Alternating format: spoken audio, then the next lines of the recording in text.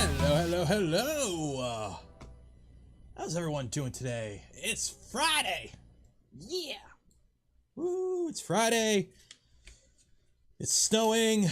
Spent way too much time at the mall waiting for Santa, only to leave.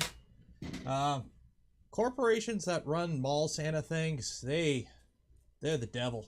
They're the devil now. You gotta pay $40 to see Santa now for your little kid. Just a rip off. Not happy. Not happy. Not happy. 1 second here. Watch the contest live. There we go. Cool. So it is Friday. It's the third Friday of the month. That means it is community challenge time. Every month we do a community challenge for some awesome prizes. You get some Only Benchies merch. Winners get to pick either a hat or a t-shirt off the Only Benchies store. And you also get the spool filament from Polymaker. On top of that, yes, you can win some Polymaker filament too. Because every stream we give away a spool of filament. And this stream, well, it's like every other stream. So enter in the description for your chance to win some Polymaker filament. If you did enter for your chance to win the contest, we're going to be judging entries today. And how this normally works is I make a short list. So as we go through stuff that stands out, stuff that I like, I pick and choose. But then you, yes, you get to pick the final winner. And we do some voting. Now, normally what I do is I pick 4 and 4. So 4 in each category, and then we vote on it, because that's how many you could pick in YouTube. You can have, I can give you 4 options in YouTube for chat. But the past few contests, it's been kind of a pain. So what we're gonna do is I may have more than 4, and then we'll just bracket it, and then we'll just go down from there. How much snow we got? Not much. It's not sticking around, but it's just snowing. So there we go. Santa visit was free. Yeah, so I was kind of disappointed. So we're gonna go back tomorrow because they have it where it's like, oh, you could book an appointment, but you don't need an appointment. So we show up and they have 2 lines. They have the appointment line and they have the no reservation line. So we get in the no reservation line, like right when Santa shows up at 11 a.m. And we're like 3rd in line. And half an hour later, we're still 3rd in line. Because how it works is they book 5 people for every 15 minutes. And they only pick people from the reservation or no reservation line if they have a gap. So if they do their however many people book for that 15-minute time slot, then they pull somebody from there. And then as soon as it ticks over to the next 15 minutes, then they pull people from the reservation line. The problem is we were there for 25 minutes before I noticed they'd had gone through 4 people so far. So they couldn't even do 5 people in 15 minutes, let alone 5 people in half an hour. So yeah, the reservation line kept getting longer because people were waiting there. They had booked for 11 and they were still there. So we left and we booked an appointment for tomorrow. So yeah. Oh, and it's like $40 to get your picture with Santa. If you just want to see Santa, it's a reservation. It's $20. Yeah, not too happy with that. Not too happy with that. But you know, little guy gets to see his Santa Claus. So yeah. Yeah, they got angry at a family for trying to take a picture. Don't like it. Don't like how it's done. Snow stock. Yeah, I gotta go get some conformal coating for the little tiny whoop. I want to fly this guy outside because I keep smashing into the walls here. And since it's snowing, I need to get some conformal coating. So yes, so we'll get going to the contest in a minute. I've already closed it out. So if you have not entered, it's too late. Since this is a live stream, that means it's live. You know, we do it live, like that one media guy, you know, that one reporter said. So because it's a live stream, we do it live, and because it's live, and this is my job, I had to go through the channel before we went live, made sure it's all PG, and we're all good to go. So I can't have the channel live for entries while the competition is on. So unfortunately, we have to like shut it down for entries at the beginning of the live stream. What else is there for news? On Wednesday, we had the members only live stream. So if you're a member of the channel, and you missed it, you should be able to go access it. Go check the community page. And there was something else. There was something else I needed to announce, and I can't remember. Oh, if you are a channel member or a Patreon supporter as well, go on the Discord, go to the Only Benchies Yacht Club channel. Saturday's video is already up early for you, so you get to go watch that. If you are not a member of the channel or not a Patreon supporter and you still want to see Saturday's video early? Well, there are easy ways to correct that. So there you go. Right now, I'm just killing time while everyone gets in here. Usually it takes about 10 minutes for the stream to everyone to get here before we actually go into the contest. So, $20. Yeah, it's outrageous. It is outrageous how much it is. Like, yeah, reserve a seat at Santa. Yeah, it's like, oh, you don't need to reserve. And my wife checked it at 11 a.m. There's no reservations. It's all open. And then we get there and it's the next free time's like 1:30 p.m. That means it's booked solid 5 people every 15 minutes until 1:30 p.m. And they can't even do 5 people every 15 minutes. So yeah. Thoughts on the new Bamboo Lab printer? The P1P, I'll let you know when it shows up. But on paper, the P1P will function the exact same as an X1 with the part fan off, disabled LiDAR. Don't look at the webcam and take the enclosure off, because that's pretty much what it is. It's got no LiDAR, no curtain air fan. It's got no enclosure. It's got a cheaper screen, which who cares? I don't use the screen anyways. I think it was $699 they're budgeting for, $699 US. I was assuming in the $600 to $800 range, so that sits roughly about where I thought it would be.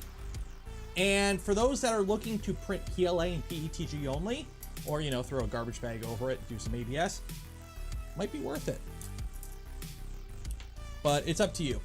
Yeah, the screen, I don't care. Some people get, like, I was checking out the Prusa Facebook group today, and somebody was commenting on the XL comes with a small screen, and it shouldn't come with a small screen for a $2,000 printer. Half my printers don't even have screens. It's current year, you have a cell phone with the Wi-Fi connection, and you have a computer. You don't need a screen. What do you use a screen for? Load, unload, move the tool head. You could do it with a screen this big. You could do it with a screen this big. It's all the same. This does the exact same thing as my panel do. It's just the panel do's got funky buttons on the touchscreen. So, anyways, let's get to the contest. Before we do that, I have to open up my super high-tech file management system. What are the 2 categories we have for this anyways? We got 2 categories for the contest. I'm trying to remember what it is, because we're going to get into that now. Okay, jump to that. Okay, so we got creative and practical. So save as creative. Okay, and paint. And this is practical. Cool. So there are 2 categories. Every contest we have 2 categories. This one is kind of a very personal, kind of your money may vary decision on what category you are in. But there's 2 categories, and this month's theme was practical prints. Actually printing something useful for once. So no Cali Dragons, no benchies. We're talking actual prints, like, move it all over here for some B-roll. Hey, my TS100. The holder for my TS100, that's a 3D print, and it's a practical print. So yes, this month's theme was practical prints, and we have 2 categories. We have the creative category. This is something outside the box. Well, basically, well, damn, I didn't think of that. So this is something like using your printer in a way that, the average person would be like, well, I did not even think of that. That's actually a really good use of a 3D printer. And then the other category of the practical challenge is practical, which is I 3D printed a hammer. Okay, now I'm gonna gloss over the rules here so you kind of know what's going on here. 1 entry per person per category. You can enter in 2 categories, but 1 entry per category. So if you enter 20 times, I get to pick which entry you submitted. I might not pick your best. It has to be your print. So what that means is you could have entered this TUS100 holder, but you must have printed it. You couldn't just go on Twitter and see what Filament Frenzy printed and enter that. You can't do that. No, it's got to be your print. However, it does not need to be your model.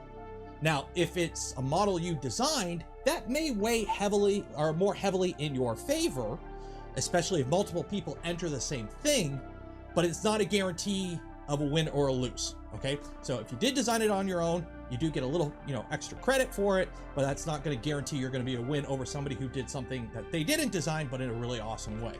So I want these contests to be open to everyone, not just people who have great CAD skills. Okay. What else? What else? You are allowed to enter a video. I think a few people might have short videos though. I don't have time to watch Ben-Hur. Winners get some ONLYBENCHIES merch prizes and Polymaker filament. So if you win your category, there will be 2 winners. You get the choice of either an ONLYBENCHIES hat or a t-shirt. Any t-shirt off my store or the hat. And you get a choice of whatever spool of filament from Polymaker you can pick. So we're gonna give away 2 spools of filament, 2 allotments of ONLYBENCHIES merch, and then also another spool of filament to somebody in the audience. So make sure. What's the drones? I've got 2. I've got a 3-inch that I'm going to be rebuilding again into a new frame because I keep breaking that frame, and a little Mobulus 7 that I keep crashing this up. And then somebody sent me a nano long range frame. A shell script sent me this. So we're going to have to build this into something. Because I guess he didn't like the printed ones I printed, so he sent me a carbon fiber one. But I love quads because they're like, especially the little ones, it's just like, eh, whatever. You don't have to baby them. It's great. I love it. Okay. So we'll go through, I'll pick my finalists, and then you vote on the winners, okay?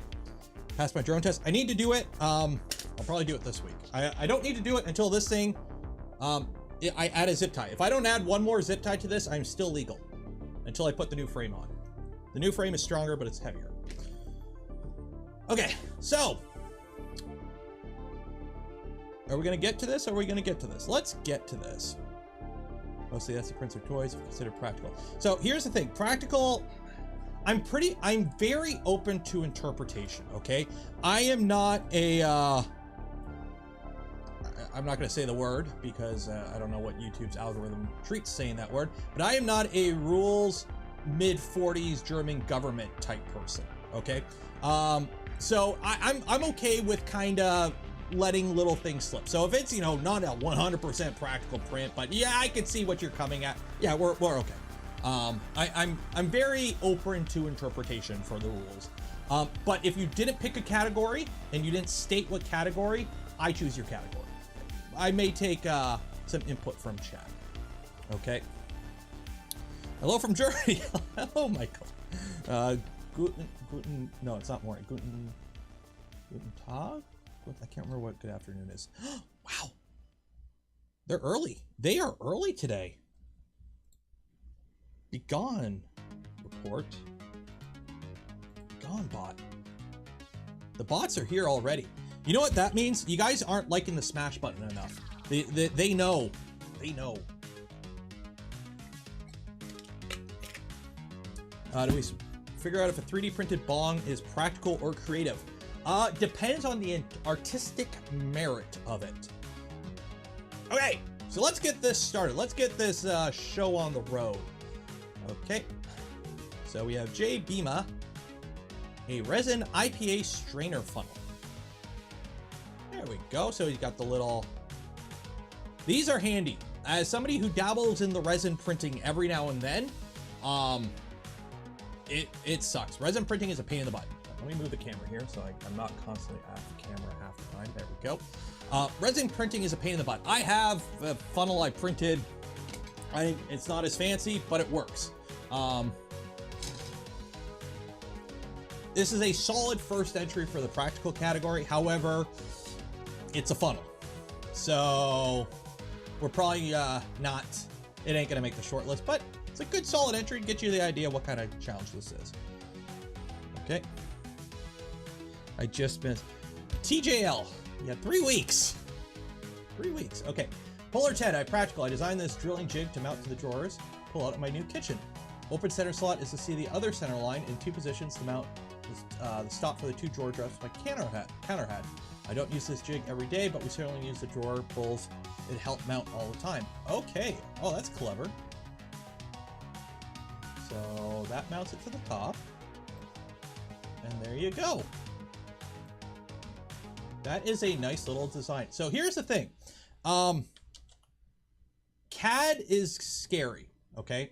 One of the downsides of 3D printing, in my opinion, is that while 3D printing is getting more and more accessible, okay, for the common folk. It's not as scary as it used to be. I was at Best Buy today. You could buy a DaVinci Nano XYZ or a DaVinci XYZ Nano for 99 Canadian dollars. Okay, 3D printing is not hard to get into. The problem is CAD, because you are majority of people that own a 3D printer are entirely reliant on files others have designed. So something like this isn't actually that hard to CAD up. It's a sketch and then you extrude it and it's one plane. So you could do something like this with a crash course in Fusion 360 very easily. So.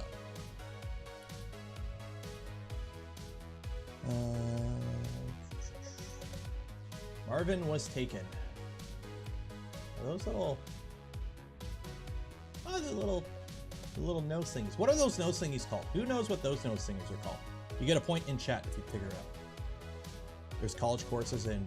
Well, here's the thing. Not everyone has time to go take a college course, or especially American, education system costs. But yes, everyone could, but everyone could learn to change their own oil. But, Jiffy Lube exists, right? So that's the thing. That's the thing. Nose pads. They're just called nose pads. The only thing I would be kind of concerned with this is, are these resin? If they're resin, I think they'd be better as resin. Those look resin. Would be bacteria buildup because it's layered. It's like the same reason you're not supposed to use something 3D printed for food. It's not that the object isn't food safe. Let's be honest. It's plastic. You put it in your mouth, you're fine. The problem is the layer lines breed bacteria. So something like those little nose clippies that sit, in an area on the bridge of your nose where you sweat and whatever. Those after a couple months, I would be interested to see how these look in 6 months' time. First entry, so it could be fitting. Literally my first 3D project. Maybe not be the fanciest, may not be the prettiest, but it's my own. After 3 years of use, I'm still proud. So we got 3 years of use so far out of this, and this is... What is this? What is this ancient device? I am unfamiliar with this utensil.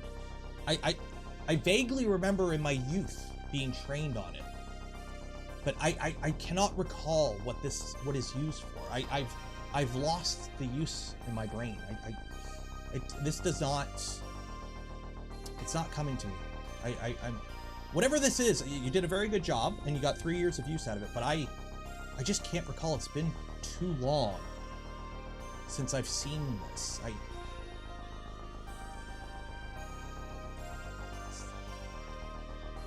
Okay, so your paintbrush and squeegee mount here.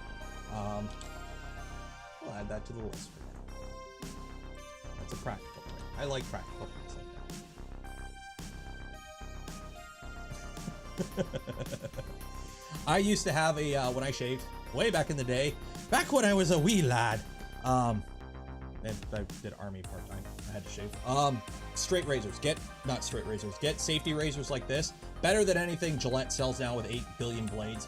You don't need that. Go get a safety razor kit like this. Buy the razor for like 30 to 50 bucks. Get a good one. Buy the bulk blades. They'll last you forever. You get a nice clean shave. The brush is nice and all. You can go all fancy with the shaving creams, but it's get a safety razor like this. It's, believe me, if you have to shave regularly, get a safety razor like that. Okay, not mounted yet, but here's my entry. Tool head and parts holder for my 650. Dylan 650? Dylan 650, okay. $1 in ABS for $30 from Dylan, for one that takes up not much space on my bench. Yep. This is, for those that are unfamiliar what a 650 is, it's a Dylan 650 reloading press for remaking the pew that makes things go pew pew. So these metal plates here, this is the actual die set. It holds all the different stages in the rotating press. They make little holders that these slide into because you can swap them out, right? So what you do is you buy multiples of these. You have it set up for different calibers, and when if you're going from 40 cal to 5.56, you just easily just swap the plate instead of having to reset everything and the lengths and all that. So this just allows it for easy swap. But they sell, and I've looked up these because I have a Dylan 550. They sell little holder plates for it, and they are way more than they're worth. So yes, a $1 print is super practical for this. Hey David, how you doing? Okay, milk whisk that didn't have a stand, so Tinkercad session later, practical entry. Okay, ooh, there you go. And you designed it yourself. And you took a picture with your Oppo Find X5 Lite. That's a nice little CAD model. The facets there, if you look at the model, you can see it's very faceted. Is that like the resolution of Tinkercad, or is that the printer? I'm assuming that's Tinkercad doing that. Like it's a circle, but it's a circle with like 32 sides. But I'm not seeing enough hi Davids in chat. So I like this because you designed it. I think this time what we're gonna do, I'm gonna throw a bunch of entries in, and then I'll just start knocking them off as we go. There's a choice in Tinkercad. Okay, so it might be default. I'm not saying it's bad, I'm just curious about it. Okay, replacement plastic guide for an airplane landing gear. Landing gear works without this, but this little plastic bumper prevents premature wear of the metal component. A truly functional print. Okay. I'm gonna go on a little detour with this, but let's take a look at this first. So we got a little plastic guide. And that is a real airplane that people fly in. So that's a little plastic guide. Okay. Somebody put a little skull emoji here. Who here knows about aviation laws? I'm coming at this from a complete outsider that just knows a wee bit, but I know when it comes to airplanes, when you put things on your airplane, they have to be super certified. That's why you pay $50 for a screw, because during the construction of those screws, of the batch of 10, 5 were destroyed in destructive testing to verify the other 5 are good. So when it comes to airplane components, everything has a spec sheet and a receipt, and you know every step of the manufacturing process. So when you have a little plastic guide you designed yourself in the landing gear of an airplane, if it's an experimental, experimental class airplane, you're good to go. But if this is not an experimental class airplane and this is like a big boy airplane, oh, you better hope, Mr. FAA don't find that. Okay, if it's air, okay. In the US, because there was a really weird period where I just binge watched a lot of YouTube about experimental airplanes. Experimental is YOLO land. You could do what you want. So if this is experimental, yeah. But if this is like a Cessna or like, you know, or like an airplane, this is a big no-no. But experimental, YOLO, have fun. YOLO, literally YOLO. Okay, let's look at his name. Oh, it's Killa Prince. Yeah, David, I think the FAA hasn't certified that. It might. What if they certified the printer? So yeah. Yeah, so experimental, you're good to go. Experimental, you know what? I'm going to throw that, you say functional, I'm going to put that in the creative category. Because, one, I don't have anything in the creative category yet. But, we're going to put that in creative. And I'm just going to put this picture with it. So that we remember that. So, you say that's functional, I'm going to put that in creative. Because that's not something I would normally think of. Okay? Plus, I think you have better odds in creative. Experimental sounds a category you don't insure. I think you do insure experimental aircraft. It has to do with the licensing with the FAA. Get my fan going. It's like warm in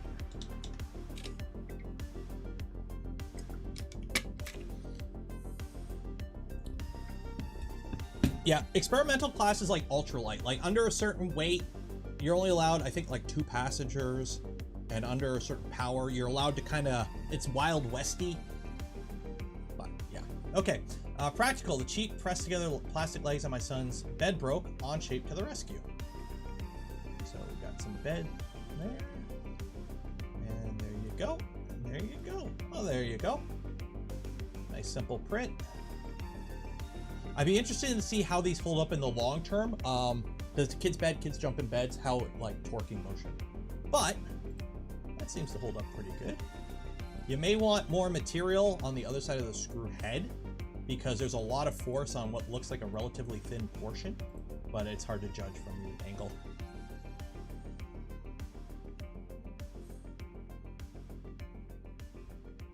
FAA rules are pretty simple. You can kill yourself, but not anyone else. Pretty much. Creative, a super simple little stand whipped up for the big tree. Why is big tree? The Bluetooth speaker on my desk towards my face. There you go. Anchor. a nice little simple CAD project. Little beginner design thing, because this is a sketch and extrude, and then throw some chamfers on it. Good to go. Okay, creative. Since my wife always lays on her glasses while chilling, I made this magnetic holder, which can be attached to our bed frame. Oh, would you look at that? So that's what, you got 2 magnets. If you built a Voron, you probably got a ton of these magnets floating around. And it's a little clip. Oh, there you go. And there's a, okay, if you want the file for it, it's on the, you can go on, this channel's still open. You can't enter, but you can still look at this channel. So if you want that file, that actually looks really cool. I like that. That is a creative print.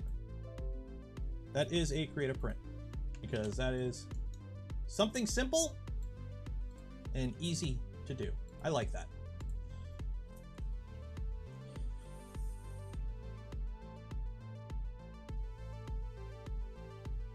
Okay, I didn't design these, but I also suffer from lacking CAD skills, don't we all? Thanks to Thingiverse, I have extremely useful broom mop holders. So you can buy these. These are like an item you can buy, but you can also print it. And it looks like we got either, you know, some PLA or black PETG with, what is it, some TPU, a few screws. Yeah, super simple. Easy peasy. Yeah, so you can buy these. These are a thing you can buy, but this is a printed version that I guarantee you probably costs a lot less than the one you buy. And let's be honest, it probably works just as good. And guess what? If you break it, just print another. Russell, thank you for becoming a member.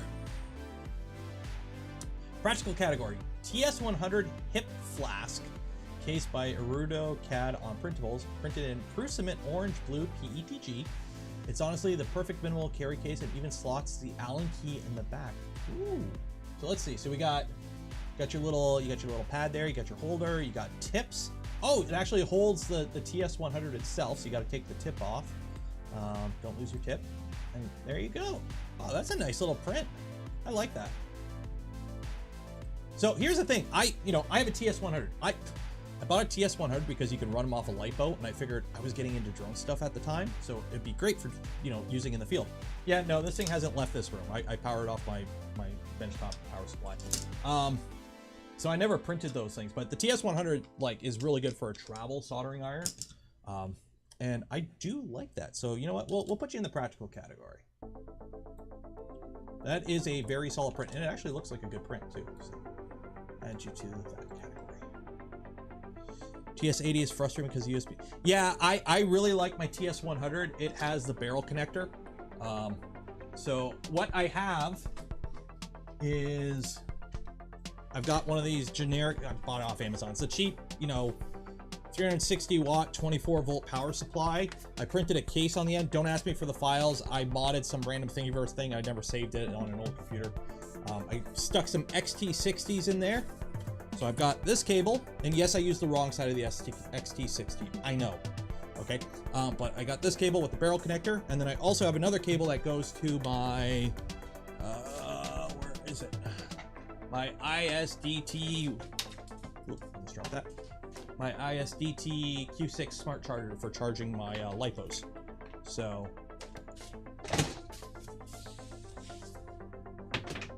it does double duty for that. And then at one point I had a fan. I had a 24 volt fan that I would put on the desk, but then I lost it. I have a pine sol.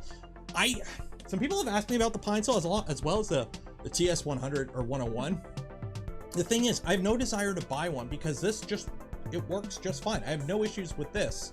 So why would I buy an alternative to this? Plus, I've heard the pine sol has some QC issues. I know a bunch of people that bought the original version, or at least the first batch, or pre-ordered it, and they had issues, like a lot of DOAs. So yeah. So I already have a very solid soldering iron. So why would I buy the alternative? One shows up, I'll review it, but I'm not going to go out of my way to buy one. By the way, speaking of that, you should watch Saturday's video because I talk about that kind of stuff. Okay. This is a challenge that's up my alley. This is, are you kidding? The only prints I make are practical/useful. Okay, there have been a couple of exceptions, like flavors for the family. The first I think fits in the practical. I'm going to print that category. I use it every day to make coffee. Mason jars get really hot, so I need something to avoid getting burned. If you haven't had the experience of using mason jars, you should. They are very cheap, useful for a million things, and readily available. So is this it's a handle. Hopefully you didn't print it out of the corn plastic PLA.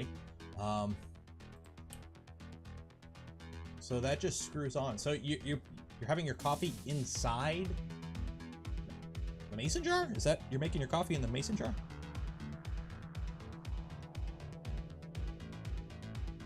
PETG? Okay. The only thing I would be kind of concerned about is 3D printed plastic isn't food safe and your lips are probably touching this rim here. You're probably fine, but that's something I would kind of keep an eye out for. Make sure you wash it. Good. That's a little coffee holder. Okay, practical honeycomb wall storage. It's able to clear up a lot of shelf space to this to get more room for benches, of course. Of course. I designed a few of the attachment here, but mostly it's off printable. So let's take a look here. So, oh, that's cool. So they kind of clip on. Let me put it up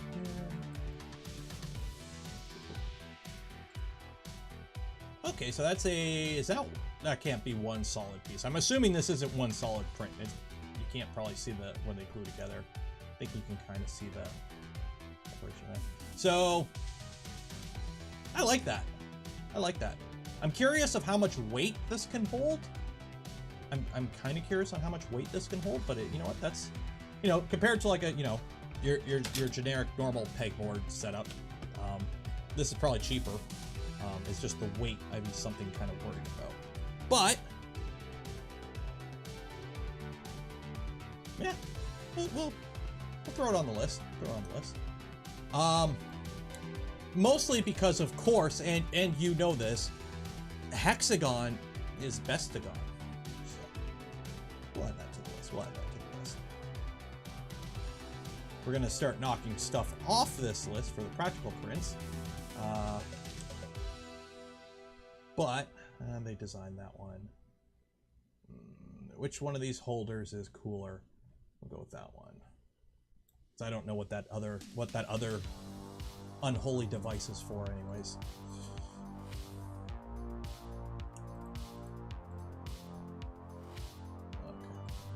Okay. Grafton 1046 practical print LED light bridge desk lamp, completely printed apart from the LED strips, obviously.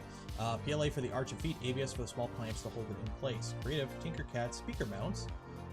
Designed these for my specific speaker combo. Use the VESA mount on the back of the monitor with a dovetail joint for the speaker mast. Both in service for a year and a half. Also printed and picture but non-entries DIY headphone holder. Fits my desk drawer, trash can, pencil holder, and a few other things. Okay, so we have this. Are you a streamer or you just wanted some cool desk lights going on around you? That is cool. Oh, and you got different color there. So you got that arch of all these different colored lights. That's okay. So this is the base, and then these are some clamps that hold on to it. And then those are some VESA mounts. So those are nice, simple VESA mounts.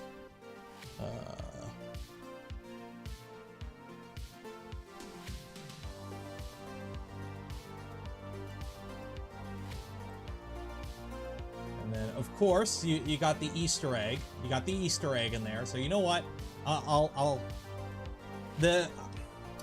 Your creative print doesn't have me in it, so that don't count. But we'll put this one in totally just because I'm in it. Also, this is actually a really cool idea. So Grafton, I don't know if you're in chat, but is it like because you're a streamer, or is it just kind of something you did because it's kind of cool?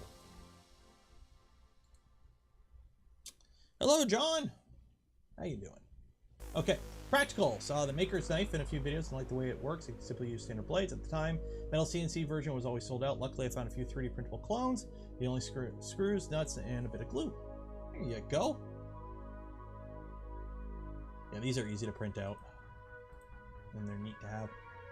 I think I did one of these a while ago, but I didn't have luck with it. Something was up with it. It didn't work well.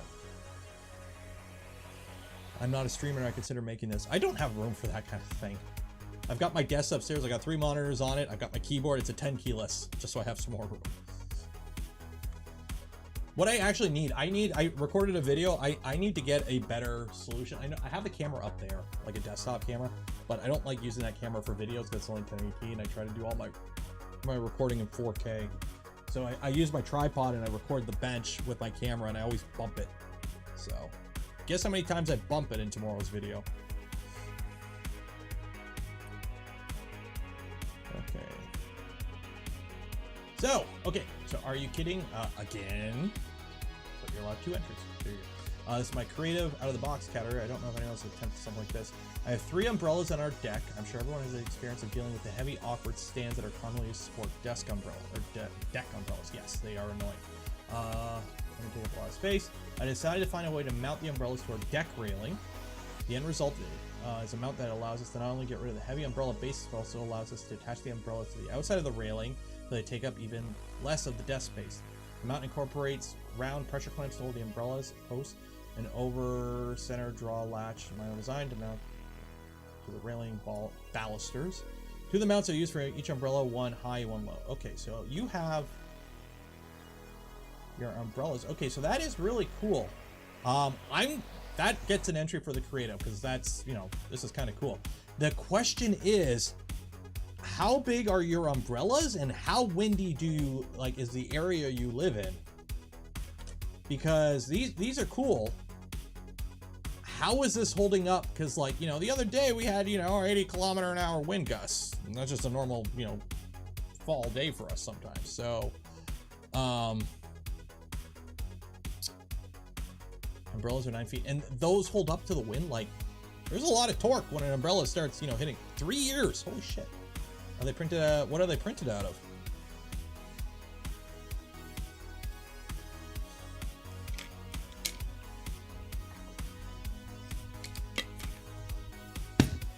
Petchy. Okay. I'm legit impressed, because, like, we have a desk umbrella or deck umbrella, and it, you know, when it's windy, even the metal stand is kind of making some funky noises. So,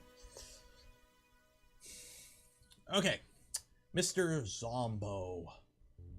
We don't allow zombies here. Okay, my entry for creative. This is a 2-meter ham radio antenna I designed and printed. It's been on the roof for 4 years now. Oh shit. There you go.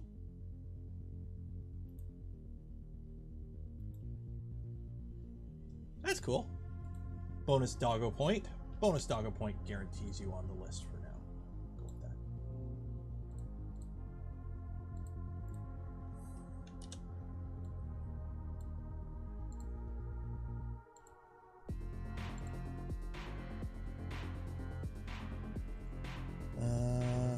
It's not made of ham. This is true, okay? But remember, it's the ham in your heart that counts. Okay, that's the one that causes high blood pressure. Okay, practical. Need a way to store chopping boards and have them easily accessible. Oh, there you go. That's a relatively simple print. So is it? I don't know if it continues underneath or if it's just 2 little side pieces and it just kind of bridges them across. But that's a nice simple print. Can 3D printers count as practical printed parts? No, I clarified this rule on one of the streams when this contest went live. A 3D printer does not count. This is something standalone, okay? Not a part of something. So this, like, the 3D printer doesn't count, even if it has a bunch of 3D printed parts on it. So, Burrito, camera boom arm, purchased STL, first project on the V-Core. Have I seen this one before? Polymaker ABS, good choice in filament. By the way, speaking of Polymaker ABS, do you want some?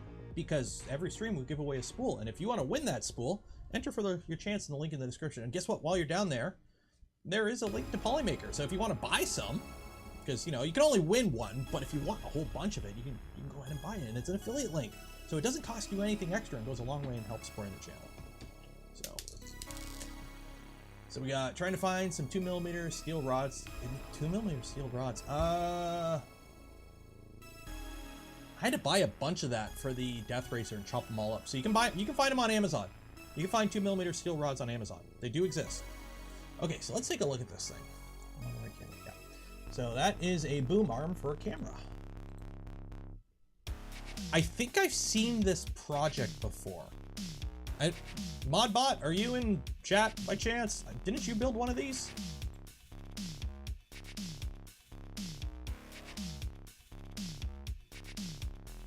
You didn't pick a category, so you're going impractical. Because you didn't design it. That looks... I'm pretty sure ModBot built one of these. Okay,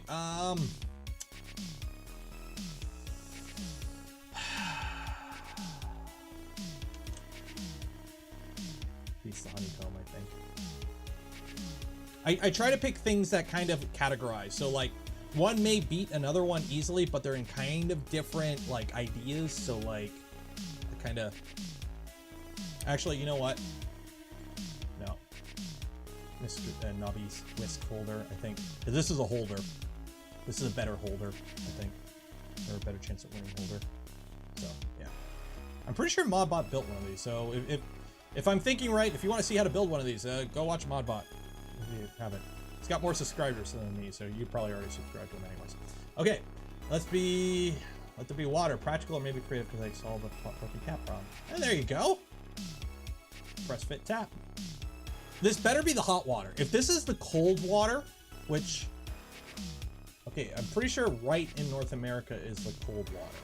Because if you did this and the red is the cold water, you evil, evil person, you. You're just gonna cause everyone to burn themselves. It's hot. Okay. There you go.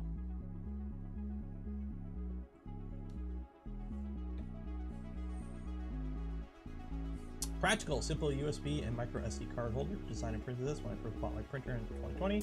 I believe Slice Secure printed in from the 2 kilogram spool of the cheapest possible black PLA. I still use this printer holder daily. I feel bad for all the caps these USB used to have. This file is available on printables for anyone who wishes to print their own, and you link to it. Nice little simple file. Yeah, I'm bad with, I just kind of, I have a little, my SD card and USB holder is this little corner of my toolbox that I just kind of pile everything on top of. Just looking for something to fill a counterweight with. Sand, nuts, bolts, dart, flour. You probably bought a bunch of flour during the quarantine like everyone, so you can learn to bake, and then you probably stopped doing that, so maybe some flour, I don't know.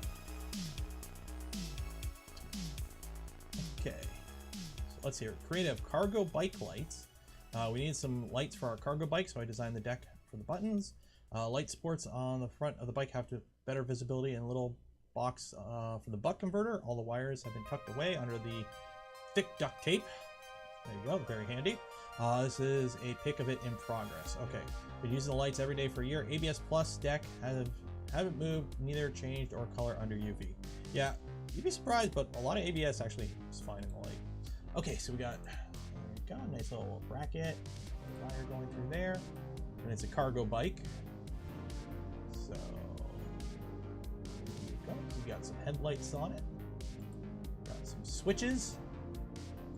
And there's your little. Is it powered off a battery or are you pedaling?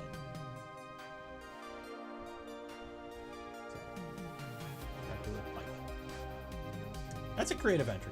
Yeah, that counts for creative. That counts for creative.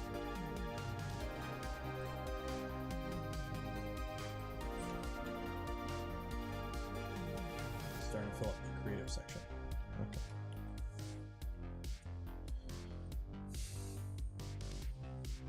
Remember the episode of The Simpsons when Bart has to, wow. Okay, I'm going to be quoting Simpsons. I'm going to be talking about a Simpsons episode that was probably around before half of you were born.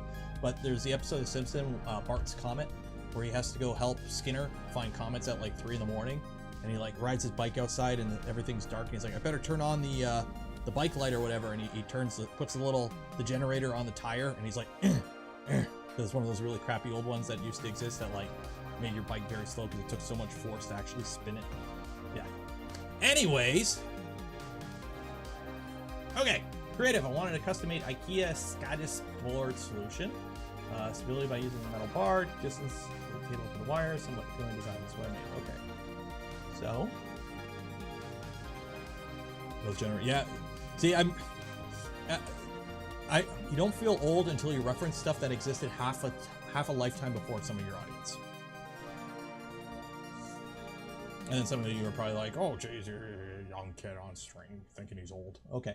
So we got there. So is that a little test print?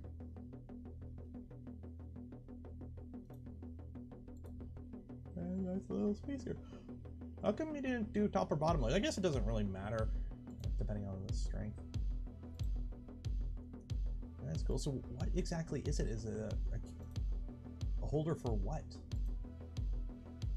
I don't know what a SCADIS is.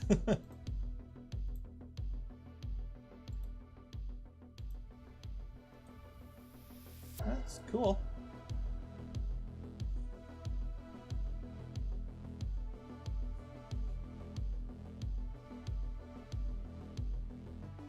You've been working at your company longer than some of your employees have been alive.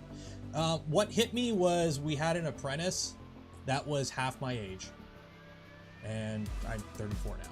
So apprenticeship, we had apprentices that were in like OYAP in high school, apprentices sometimes, and it's like they're half my age. They were born after 9/11. They can't drive yet. And I'm like, do you like Fortnite? Okay, I made this dock for charging my mouse. Use an old cable for my keyboard and a couple screws. No soldering needed. Maybe practical English. Practical category. Okay, so we got a little S. Oh, it's a wireless charging. Oh, that's cool. Is it wireless charging? I think that's wireless charging. At first, I thought this was going to be for like an Apple mouse, because you know, an Apple mouse you have to charge it, you know, because the charger you have to plug it underneath the bottom of your mouse, so you can't use your mouse while it's charging. Because they don't want you to ruin the aesthetic by using a mouse with a cable attached to it all the time. So I thought it was for that for first, but I'm assuming that's wireless. I don't see where else it would plug in.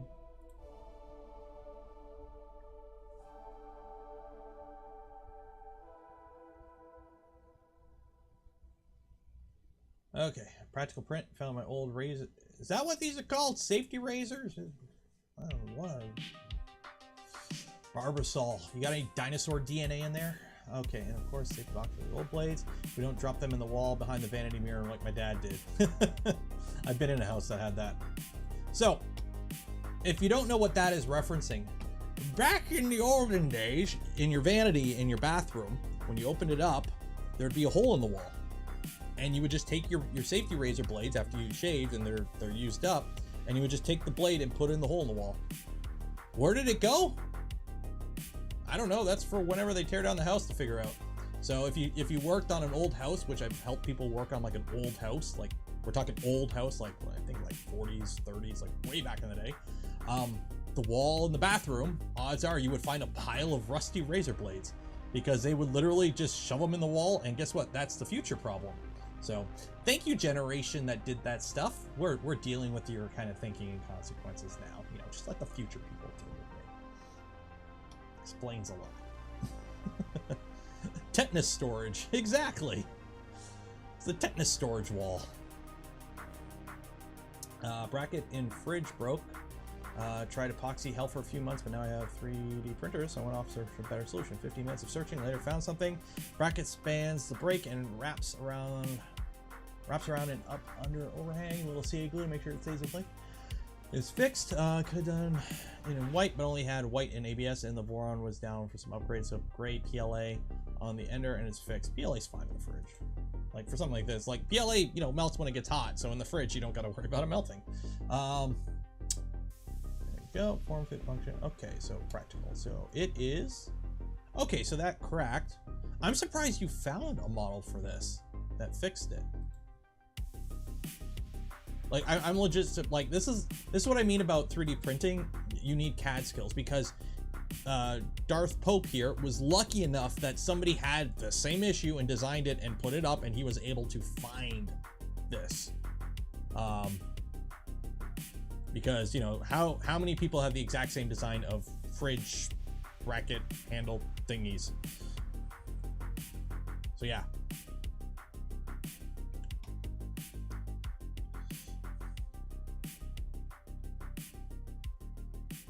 What is everyone laughing at? Oh. Message retracted. Uh-oh, what did somebody say?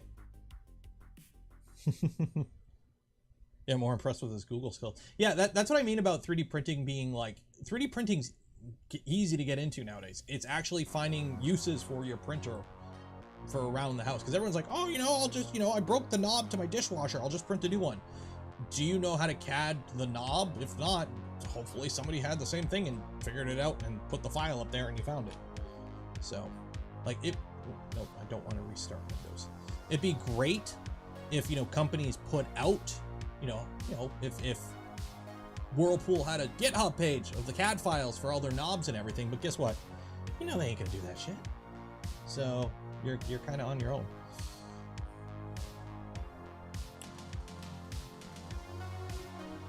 Oh, Steve's here. Everyone say hi, Steve.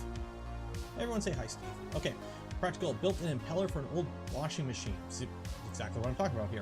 A rock that was in a kid's pocket destroyed all the blades. Looking for a replacement online. I would need to change the whole drain pump mechanism for 450. Yeah, because you probably can't just buy the impeller by itself. It's not worth it, so I designed and built a new impeller. I've chosen PETG for the product due to its chemical resistance versus heat resistance. It's working perfectly for the last 2 years now. And then guess what? If it fails, I'll just print another one. Nylon. Print it out of nylon and print it hot. Might be a little bit better than PETG, but holy shit, if that worked. If it worked, it worked. Holy shit.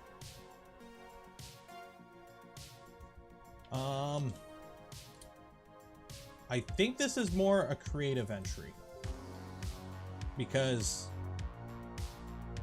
that is something that is a creative. No, you know what? Is it a practical or creative? What do you guys think? Practical or creative? You know what? He said it's practical. Finding replacement parts is hard enough. I know my okay, you know what? Sorry, Jig. Polar Ted. The jig is up. Sorry. This is a more practical around the house use, I think. Okay.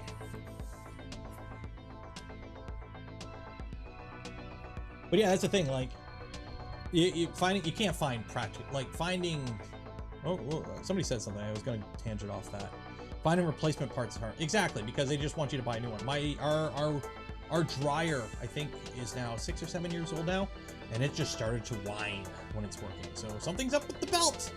Do I need a new belt? Do I need new pulleys? I don't know. Can I even take it apart to get at it? I don't know. Was it Toyota? So the reason, I think it was Toyota or Honda. So if you're familiar, a couple months ago, I'm pretty sure it was Toyota, did a cease and desist of pretty much every website that hosted files. But here's the thing, the reasoning I think they did it is an IP thing, okay? So if you put out a handle, they just blanketed everything. They just, anything with the name Toyota in it, they took down. But it has to do with concerning IP and trademark things. You have to defend it, you use it or lose it, right? So I think what their lawyers were getting concerned about were people were putting up Toyota dashboard replacement. And the wording of that can be a little sus if you're a lawyer. So if it was dashboard replacement for a Toyota, or stick shift replacement for a Toyota, or alternative blinker light for a BMW, because you know they don't have BMWs don't have turn signal lights, so you got to print one out. So that would make a little bit more sense than BMW turn signal light. So I think that's why they kind of went after it, was more the wording of it. That's what I think they did it kind of like how Nintendo does it. Nintendo's very sticky about their IPs, and they are very lawyer happy because of phrasing and wording. So okay, Tony LeBlanc. Practical.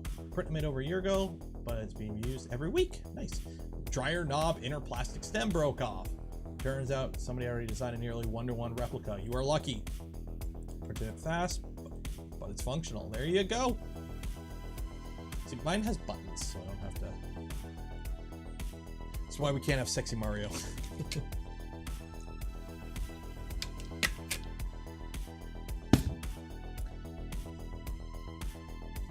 Okay, more app. My favorite thing I printed 3D printed so far, so maybe it might be 0, a deeper pocket thing for my car. One of the first ABS prints, still up 2 years later. I did not design it, I found it on Thingiverse. So that is a deeper pocket thing. Oh, there you go. So it's got like little clips in the door or wherever this goes, and it's just a deeper one. So I don't know about you, but see these layer lines? See these big chunky layer lines? I like that look in 3D print. lines. Some people are like super anal about you never want to see the layer lines. I like the look of a 3D print. I like the exaggerated look of a 3D print sometimes, and not all the time. Don't get me wrong. Like, you know, I'm making a Mando helmet, I don't want to see the layer lines. But on certain things, I kind of like the aesthetic of a chonky layer line. I don't know about you. That's kind of me sometimes.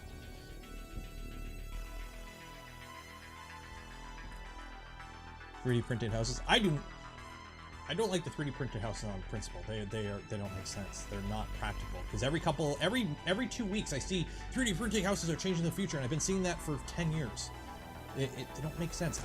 They're extending my subdivision right now, and every day I walk my kid to school, and guess what? On Monday, they have a poured foundation, right? They pour the foundation Friday. Monday, some guys are showing up with some wood. Tuesday, they're framing the second story. Wednesday, the roof is on. And then they're working on the next house. 3 days to fully frame a 2-story house. Like, and you can run all the wires in the walls and stuff instead of, you know, everything being made out of concrete.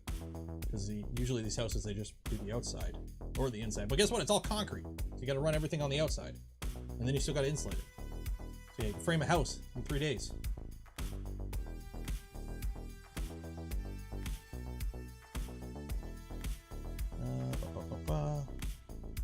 Prefab trusses make everything. Exactly. Like in North America, you can joke all about, you know, our houses are made out of wood.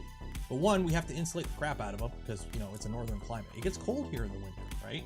So usually like my roof, I have like R50 something insulation, right? I've got, you know, this much blown in insulation in my attic. So yes, our houses are made out of wood, but it's easy to manufacture wood and you can easily make it into different shapes, and goes up very quick. And it's relatively inexpensive, usually, before, you know, everything went to shit with the pandemic. Okay, practical autoclavable 8mm cover slip holder for glass cover slips at heated concentrated acid. Cover slips then used to grow neurons on. Formlabs high temp resin. Non-autoclavable CF Polypro mesh table to allow a stir bar underneath.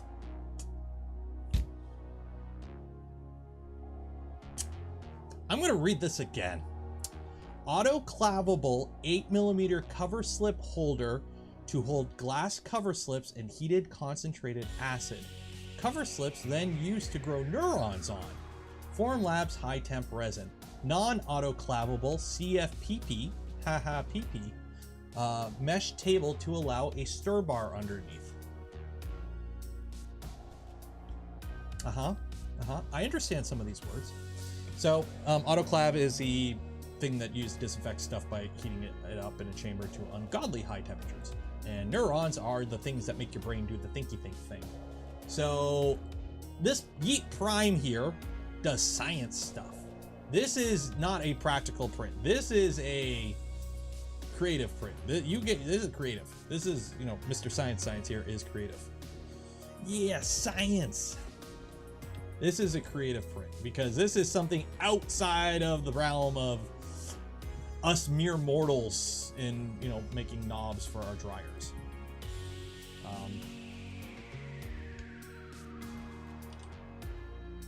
You get to take over Mr. Airplane, breaking the law airplane dude. That is obviously, yes, Yeet Prime is a big brain engineer. I love people's usernames. Can't join any streams from my brother's first solo art show. Oh, that's cool. They are an artiste. Make sure when you walk in there, be like, one art, please. Yeah, that is outside the box. That is, yeah, that is. So, if you come up to me like, hey, I need to print Ultim on my 3D printer. Unless you are Yeet Prime, you do not need to print Ultim. Yeet Prime here needs to print Ultim and Peak and other that. They can justify it. That is a valid use. How much does that cost? Many monies. Many monies. More than one. Oh yeah, and it's pressure too. That's right, Rogue Phantasm. So it's 150C plus 80 bar plus steam. that's hot.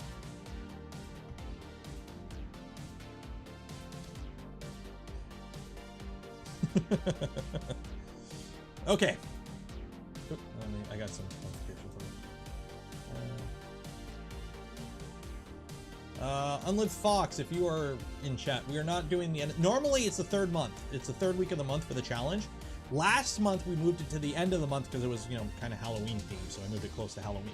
But normally it's the third week of the month. So I announce it at the beginning of the month, and then you have till the third week of the month to enter, and then we have like a week period or until the end of the month where nothing happens.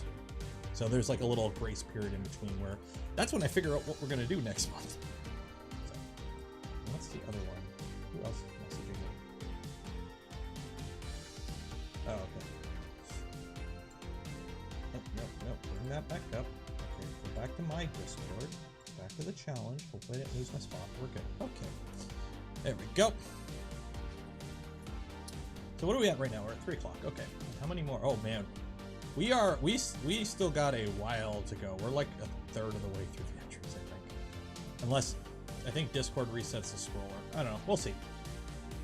This is a holder for my lightweight bags you can use for your grocery bags in the store. So grocery bags are changed to heavy. You know what? As somebody who owns a dog, I don't like the fact that you can't get plastic bags in the grocery store because we use those for dog poop bags. Now we gotta buy dog poop bags. I'd rather reuse old grocery bags instead of buying something to throw out. But anyways, so these are bag holders. There you go.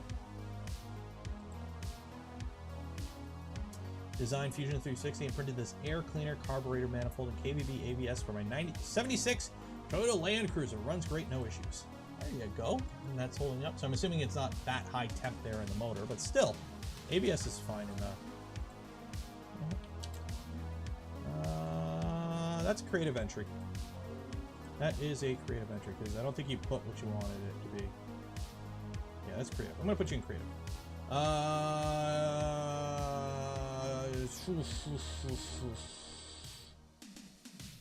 think this beats the ham radio. Yeah, it beats the ham radio.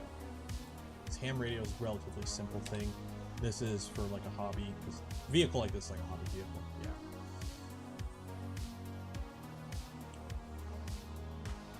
Conspiracy theory. No plastic grocery bags is money-making plot by big dog poop bag. Exactly. We use the garbage bags. Now I have to buy garbage bags specifically to throw out instead of reusing bags from one purpose to another. Because we all know the reusable bags, you don't use them until they're destroyed. You use them until you lose them because you forget them half the time. So you have to buy a new one. Pro tip, go to Costco, get like the foldable bins and just leave the bins in your car. And then when you go into the store, don't bring the bins in. Put your groceries back in the cart, go to your car, and then throw it in your trunk in the bin. And then leave the bin in the car. And then just remember to put it back in your car after you unload it in your house. Don't use the bags. The bags get gross. So all you need is to buy the bag, and then you buy some meat, and it leaks into the bag, and the bag's disgusting. You throw it out anyways. So at least the plastic totes, you can hose them down. Okay. Anyways. Star Rose 3, practical category. Needed a desk stand for my laptop to store it while it wasn't in use. There you go, you got some fancy mountains. And there's the link to it. Nice.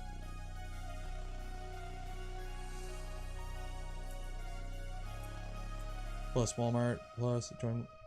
I live in Canada, we don't have Walmart Plus. We don't have Sam's Club or any of that up here. We have Costco. That's our bulk. And the bulk bar, which is awesome. Okay, pretty self-explanatory. I use a lot of this very confidently. So what do we got here?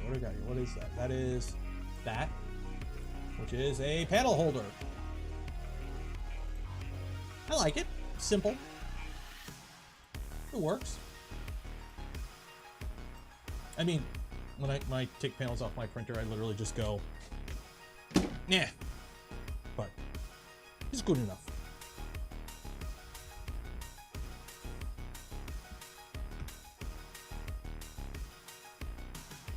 Okay. Printed tool holders for a new shed. Make the wife happy.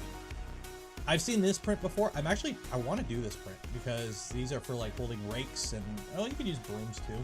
But it's kind of a, like a ratcheting action. So you put it in and as it comes down, it locks it. And then to take it out, you just lift it up.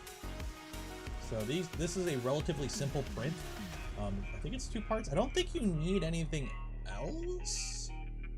There's no hardware in it other than mounting hardware, if I remember correctly. I remember looking at this print a while ago, but it is a useful print. Is it any more useful than anything else on the practical list? No, because this is a more useful practical. I think this would win here, so we'll leave that. Okay. Ratchet. Sorry, Ratchet. What did I say? Gimbling? Practical. When the fridge shelves broke, I printed my own. The other 2 are variations of design I found in Thingiverse, but they both work pretty well. English. So they've been there for almost 2 years. This is my second post for the same category, but I just have to share. Okay. Oh, there you go. So you printed. Oh. You got some cracking in the middle there, unless they're printed in 2 parts. But there you go. I'd be a little worried about them giving out, depending on how your layer orientation is, but it works. It works. Practical. Okay, bear with me. My dog is 8 years old and has arthritis, but refuses to accept she can't walk as far as she used to. The result is my wife and I end up a mile from home with a 100-pound anchor.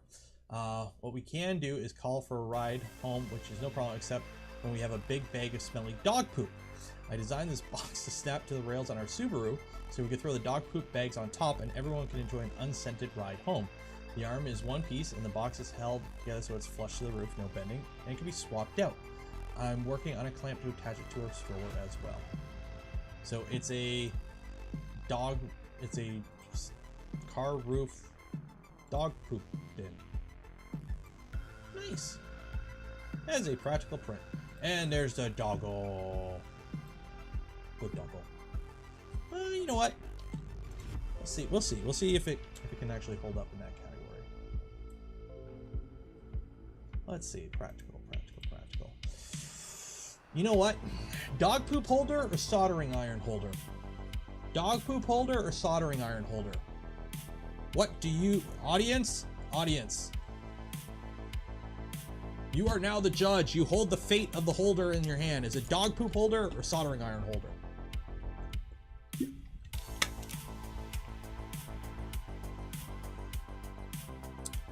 Got 2 for soldering. Okay, soldering iron it is. Doggo points do not influence your opinion that much. Charlie was here would influence your opinion. Yeah, we're gonna go with soldering iron. Shit is more practical than soldering. Okay. Valiant effort. You get good boy points.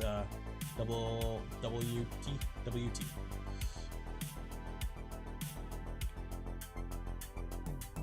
What am I using to initiate the copy of the webpage?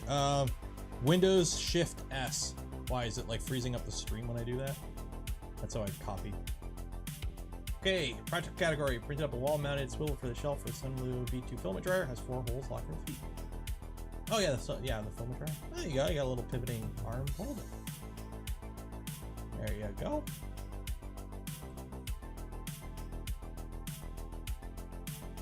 Oh, just wondering. Yeah, it just Windows Shift S at the same time, and then it like you can select what part of your screen you want to copy. Apparently, you can download a tool to do that too, but like Windows Shift F works just fine. So I just used Windows Shift S.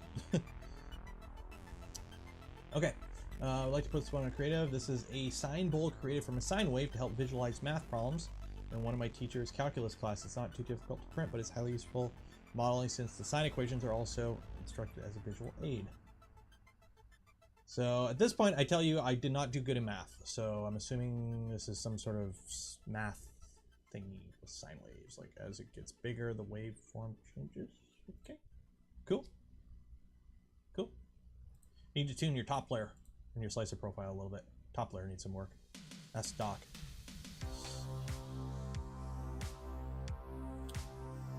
I thought it was a baking tin. Don't bake stuff in PLA in your oven. Practical custom designed cup holder to adapt to the Yeti mugs with handle. Currently selling on eBay and Etsy.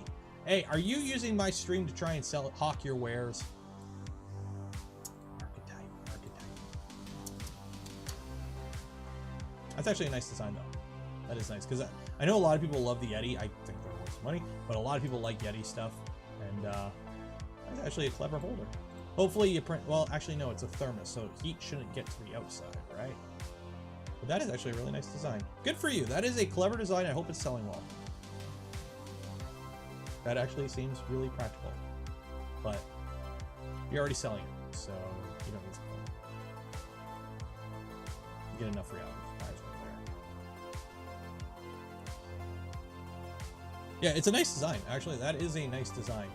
I didn't have a no commercial rule, so technically, you know what? Screw it. I like that design. The fact that it's, you know, you're selling it, I really don't care because you designed it, so it's your design. Okay, I think this beats the soldering iron holder because the soldering iron holder is you can find it. This they designed. So this they designed. So, yeah. Yeah, I think that's a valid. Plus, I get to pick, so there we go. Okay. That's actually a really clean design. I like that design. STLs. Okay, practical drag chain mount for our tour laser. Printable links for the STL here. Cool. Hopefully this is in an enclosure. By the way, speaking of lasers and enclosures, did you guys see what Creality did at Formnext? Did you guys see what Creality did at Formnext? My copy and paste it. Yep. So I just could Windows Shift S and then I just stick them in this paint file. That's how I do it. We afford the highest tier of software on this stream. So what Creality did at Formnext. So Formnext is like a 3D printing trade show type thingy in Europe. They had their laser, which is unenclosed, on a desk out in the open, and they were burning the table with it. Hi, Calvin. What do you want? Yes, Daddy is working. Do you want to say hi?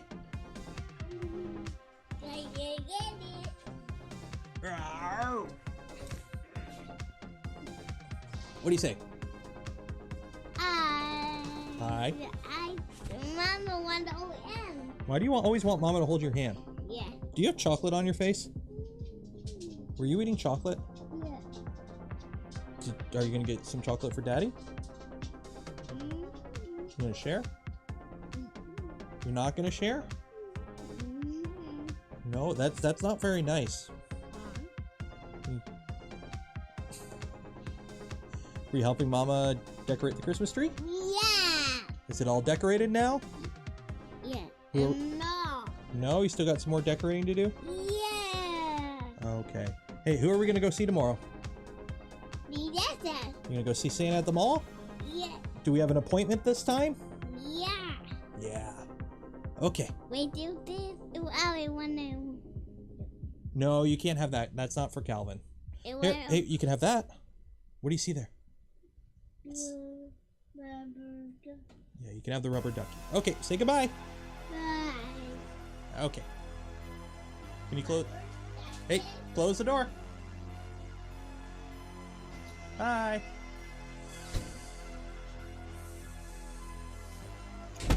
There we go.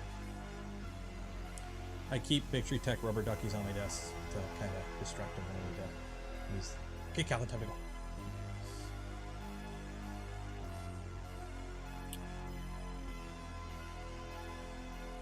Yeah, Wifey and the little guy are decorating the Christmas tree right now.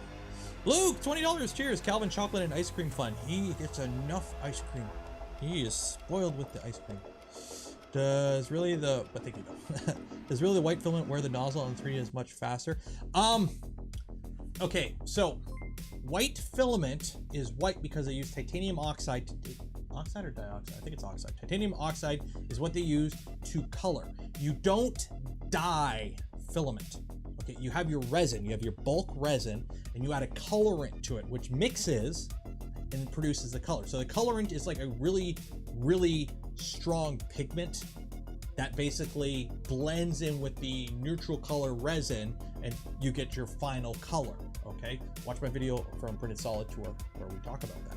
So anyways, with white, to make white filament, you need to add titanium oxide as the colorant, and to make it white, you need to add a lot of titanium oxide. So what I mean is, if you add a little, you get this.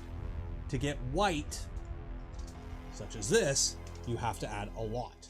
Now, titanium oxide does a few things. One, in some filaments, like ABS, it actually, colorant doesn't stick to itself. It's not the plastic, right? Titanium oxide is not plastic, so it doesn't stick to itself. So it actually hurts layer adhesion. Same reason like CF, some CF plastics, yeah, they're stronger in the X, but they're weaker in the Z. It's because CF doesn't stick to CF. So if you have a high percentage CF filament, it doesn't stick to itself as good because CF doesn't stick to CF, right? So if you have 25% filament CF, then 25% of the filament isn't sticking to the other rest of the filament. So that kind of holds true with white filament. You don't get as good layer adhesion with white filament. Now, depending on the filament, like PETG is not a huge deal because PETG already has great layer adhesion. So it's not impacted as much as, say, ABS. Wow, that, I'm realizing how bright my face is on that. There we go. I know I'm a little pale, but I'm usually not that pale. Now, does it wear out your nozzle faster? In theory, yes. But I'm personally of the opinion, unless you're printing nothing but white ABS or white filament, you're probably not going to notice it. It's going to take a long time. Yes, it'll wear out your nozzle more than normal filament, but normal filament doesn't wear out your nozzle that much. So just go get an obsidian nozzle and not worry about it. Anton 22, thank you. Calvin's Santa appointment fund. Cheers. Yeah, if you're print farming white filament, you'll probably see it. But if you're just your average person who prints maybe a spool's worth of filament a month in different colors, it's probably not going to be an issue. So yeah.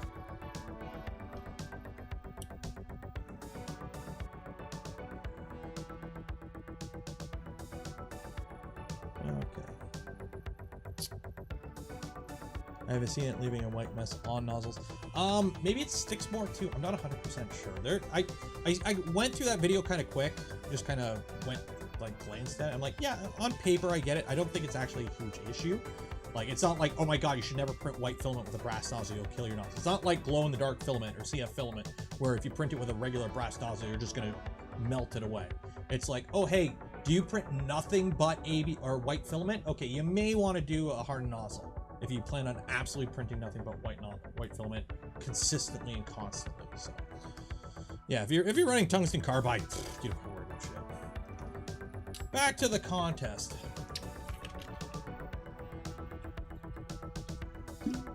Obsidian ships this Thursday. I love Obsidian. I've got, how many more Obsidian nozzles do I have? I got, I think these are 0.6s. Oh, speaking of, yeah, these are both, yeah, these are both 0.6s. These both are, yeah, these both are 0.6s. I have some funky filament on the way for an upcoming video. We're doing a video on something. Somebody I talked to at Murph and Rapid, or Murph and Earth. We're doing a little work together video on a subject involving filament that you need to print with some hardened nozzles. So hopefully that'll be fun. Back to work.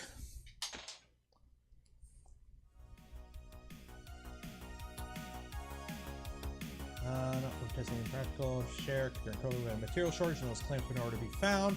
Searched on 4 stores and didn't bother. When I shared my problem, somebody wanted to print it. There you go. So little printed clips. Like for example, you want practical printed clips? Go mobile. So hey, say hello to my overhead camera. And guess what? This has a power cable going to it and a HDMI. But guess what? Printed clips all the way down. There we go. Did something pop up on screen there? Did I miss something? Want your Obsidian V6? I know. There was supply issues and demand issues. Like demand for Obsidian was a lot higher than they expected. So if you didn't order one yet, you're gonna be waiting a bit, unfortunately. Okay. Although it's purely a practical print, it works as is only for me. So let's put it under creative. Okay. Years ago, I built a wooden trolley, used drag jewelry trays around. My wife has a creative skit drag and sells some stuff with her. Okay. This was before 3D printing times. It had to do with found the hardware store, consequently had very little crappy plastic wheels. This year I decided to upgrade the wheels while doing so. I decided to build a 3D printed suspension. Ooh, fancy. Skip a few weeks and test prints later, and for a bunch of print parts. Okay. Parts are printed ASA, TPU, and PETG CF, and PETG. Especially easily handles 10 kilograms of a loaded trolley, and also gives really nice when the trolley is more loaded more than that. All in all, really nice work, resulting in these interesting design thought. Cool. Pathetic Puma, 5 community memberships gifted. Thank you, appreciate it. Look at this. So you got, okay, so you got a little yoke there. Oh, that's cool. And it's a little. Oh. Would you look at that? That's cool. You got the little rod going through the middle there. So yeah, that's, you know, how long ago did you do this? A year ago. So it's been holding up for a year. So that is very cool. Creative. How would that go in creative? I think this beats Mr. Flow here. Yeah, this is.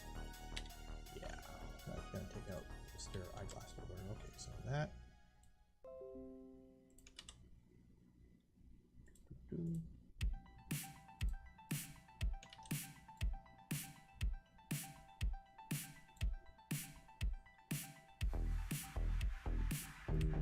No.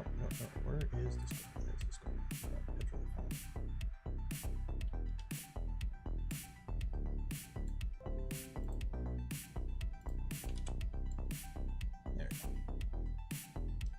There we go. Okay. Okay. Carrying on. Are we? What do we got? We got the 9th. Today is what? 18th. Oh, we still got another week's of entry. Okay. Amart 951. Okay, pretty sure this falls in a critic. However, last week building a pool. Last week building a pool with outside some magazines. We called the estimate inflation. We recorded over 2K. I want to 3D print for a while. Okay, so you've 3D printed some lights here. Already done. Outside. Spent about 7 hours of the project. I'll explain how well they came out. So you got all these 3D printed lights. Is this an indoor pool? You got an indoor? Oh no, that's the backyard. That just all. So the pool's all screened in. Okay, that's cool. You got all these little lights. XT30s. They're all printed. And there's a thread. That is cool. Those are nice, and you got all little adjustable colors for them. That's actually a really nice project.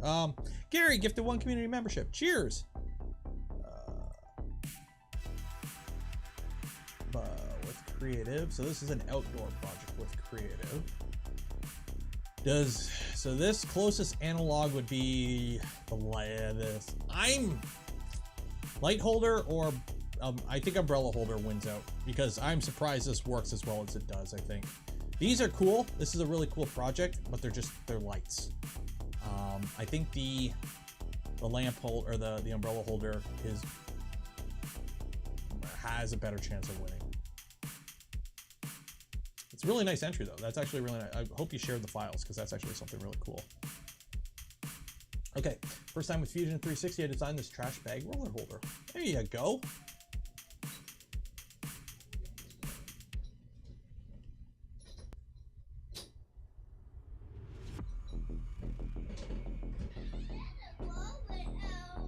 Oh no, did you break a light or break a Christmas decoration? Okay, here, we'll put in the garbage. There you go. You gotta be careful with those. Thank you for cleaning it up. Oh, is that why he was crying? He dropped the bulb.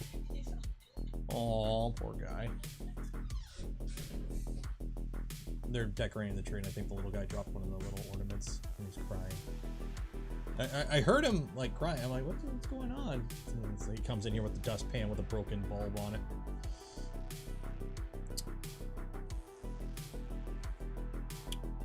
Okay.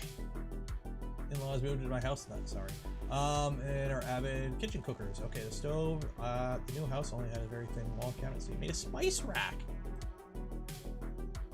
Cinnamon, flavor like magic sauce, habitual, food truck, smoke. So are these the names? Okay, so one really cool rack, but the labels, you can't see the labels while you're looking for stuff. That's the only downside, but you would lose room. You could have put the labels up top here, maybe.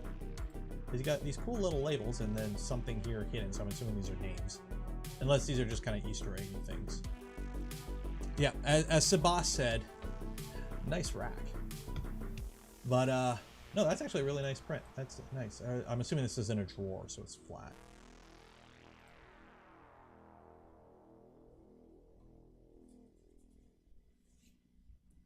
No food trucks? Who doesn't have food trucks? Okay.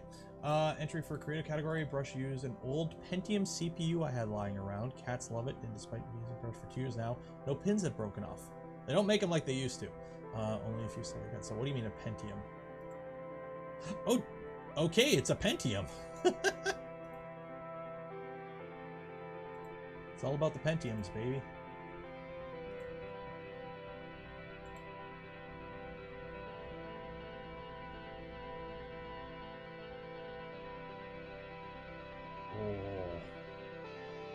Oh, that cat loves scritches.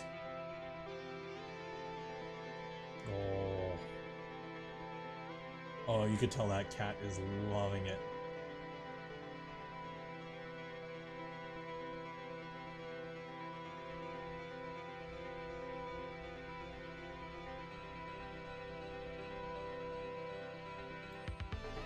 Okay, that definitely gets an entry. In creative. That definitely gets an entry. Pentium cat brush. Hey Steve, you still here? Creative. Okay. I think this beats out the air intake. Yeah, this beats out the air intake. That beats out the air intake for sure. That cat was loving it. Here's the thing, you know why I put it on? Because the cat actually enjoyed it. If it was just a brush, I would have been like, ah, cool, whatever. But the fact that the cat actually really liked it, I'm like, okay, you know what? It's a good entry. Entry for practical. Okay, the house home assistant. I have 7 people that are used to shutting off lights by extensions running by automation, so I print a new cap whenever I add more small bulb. They hold hue, dimmers, and okay, so it's all. Oh, there you go. A little bit of tack there to hold it on, it looks like. That's the thing, like, I would love to go crazy all home automation on my house just because, you know, it'd be cool to have, but then you're at the mercy of the cloud. But I know there's systems you can run at home too, but... James, thank you for becoming a member. Actually, do I have an old... I actually think I have an old processor in here. I remember seeing an old processor in here somewhere. Is it in here?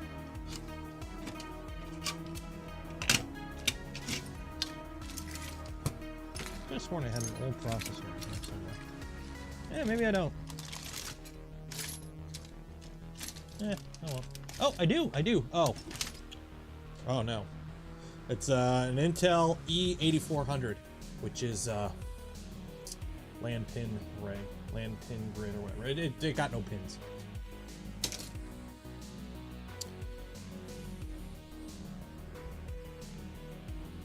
Yeah, I know there. I maybe when I upgrade my home server, because my home server right now that's running Unraid is an Intel E80. What is my home server?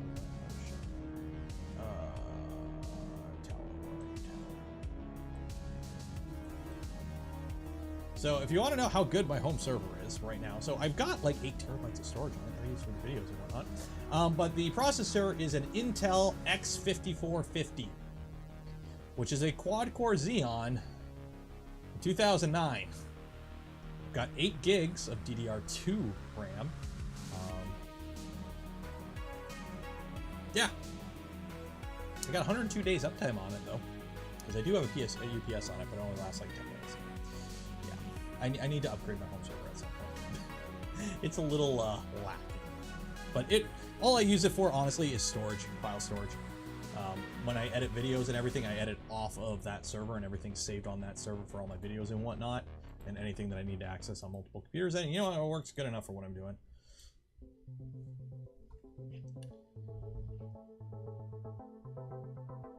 But yeah, the funny thing is that E8400 was what was originally in that computer. I ripped an Intel Xeon X5450 out of an old computer that was dumpstered at my old job, did a pin mod so that I can install that on the consumer grade motherboard of that computer. So that had an E8400, it's not a Xeon, but I was able to do a little pin swap or something. I put a little Captain tape with a trace on it or something, which would allow me to put a Xeon pin in there. Yeah, it is sketchy. It ain't great, but it works.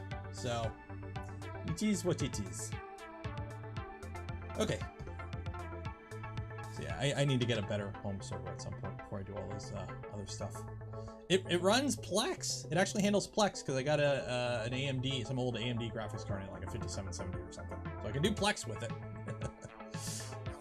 Anyways, it lives under my stairs, so I don't have to hear the fans going. Flying gyroscope. Gyroscope? Gyroscope? Gyroscope? DIY equipment. Creative practical. I'll pick out. Aquascaping and aesthetic focus. So maybe creative design. Aquarium equipment is expensive, so I made my own equipment for my new aquarium. I designed everything in Fusion 360. Designed some parametric. It's one thing I can't do. I can't do parametric design. I've tried. I can't figure it out. In addition to making the wooden cabinet, a family woodworking shop. Ooh, I printed the following on my 2.4 R2. Custom air-driven, no maintenance filter that hides the airline, sensors, heaters, and cords. Arduino-based feeder. All the brackets for mounting, and fish food and fish storage. So this is all printed. So that's printed. And there you got some magic pixies and sciencey bits. And there's the fish feeder. Your fish eat one pellet? I guess it's more a demonstration. Oh, that's cool. So you feed it up and every X amount of time it rotates. The only thing I would be concerned about is how well the printed parts hold up in plastic with algae and whatnot. Like, I know the water gets cleaned, but how... Printed filament is porous. So it's gonna, you're gonna get water seeping inside of it, and every gap in there where that's infill, that's all just gonna get filled with water, and it's gonna get stagnant after a while. So I'm hoping it's working out fine. It's not an issue. I've never tested it, but just kind of napkin mathing it, that's something I would kind of keep an eye out for. Printing it solid, hi David, may be something that would be beneficial instead of having voids in it, maybe. You can always print more, as Savas said. Okay. Creative, does that beat, and do we have anything automated in creative? I think that's a cooler electronic project than the bike. Yeah. So this is going to beat out the bike lamp. This is going to beat out the bike lamp, I think.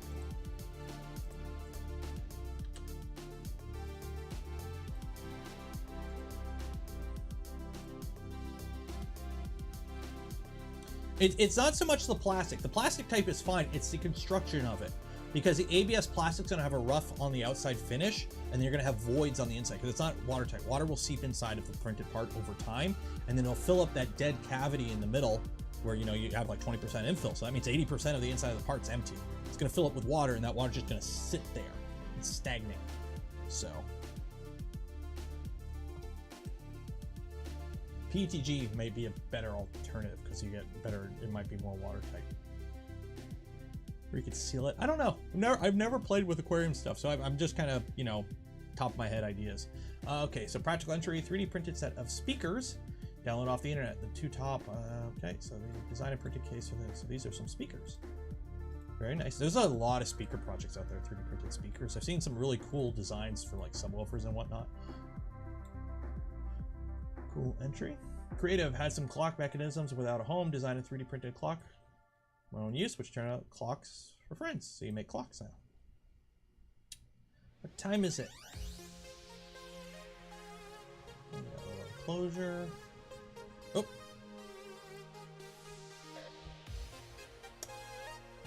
There we go. So we got all these different clocks. Preta. So is that printed too? Yeah, that's back plate's printed. So there we go. Okay, practical. My wife and I struggle to find a cabinet that is reasonable compromise. Height to use, maybe she's 10 inches shorter than me.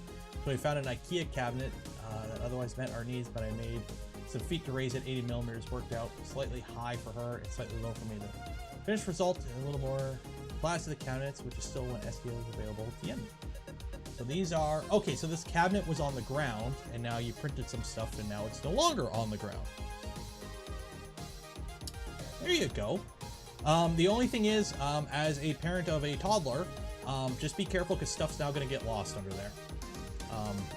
That's something you kind of always have to keep in mind is kids will put stuff and shove stuff and stuff will just kind of disappear under things. So, yeah. Just keep that.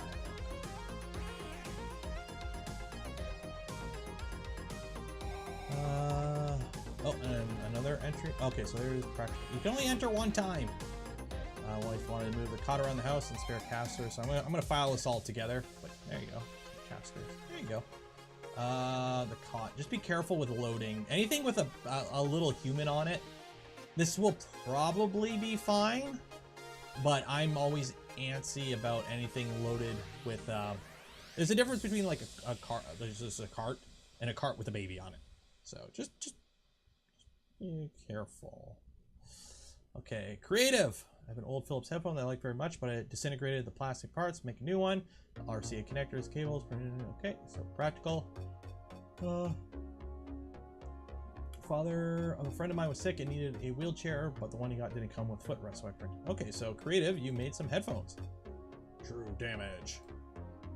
Okay, so you printed some new arms for it. Oh, that's nice. And then, there you go.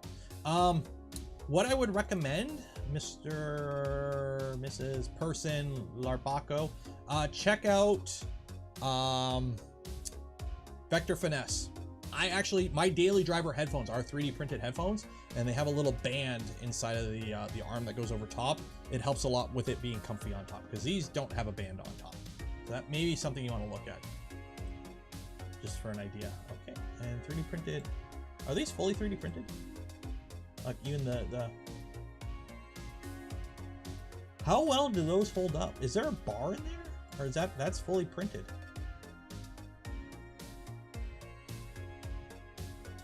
I am very interested to know how these actually hold up to regular use, because those are all printed.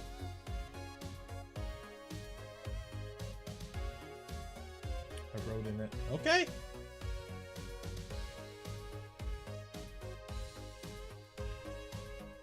My voice is too low? What do you mean my voice is too low? Am I losing? Oh, shoot. I forgot. Why didn't you guys let me know my voice was low? 1 second here. There we go. There's, on my headphones, sorry if my voice is now loud. On my headphones, there is a decibel, like adjustment. There's like low, medium, high for how loud my headphones are when they talk to each other.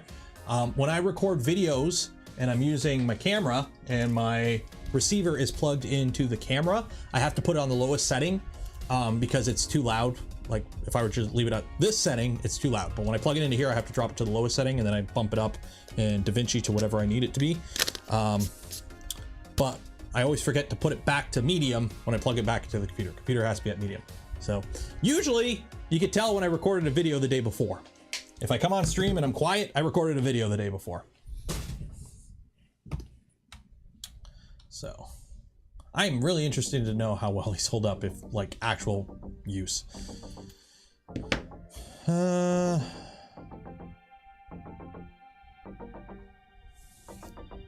Okay, practical. Made a holder for a dial indicator for my lathe from some ABS and a few magnets. Everything on the lathe is in millimeters, except for the one turn on the hand wheel, which is 1 inch. So the scale on the wheel is 25.4 millimeters. It's a bit irritating to try and count when somebody is turning something longer than 25 millimeters. So with this, I can adjust aim for 0, plus it reads 0.1 instead of 0.2 mil that the hand wheels has, and good. Okay, so it's more accurate. So there you go. So it's a mount, so it gives you, So basically, for those that have never used the lathe before, I'm assuming he doesn't have a DRO on this. So a DRO is a digital readout. Digital readout, you clap it on, there's some scales on the different axes. That way when you move the knobs, you can just look at the DRO and it'll tell you where everything at is X, Y, and Z. The reason I like DROs is they usually have backlash because they're actually measuring off of a scale mounted to each axis. Whereas I'm judging here from how John is using this, there is no DRO on here.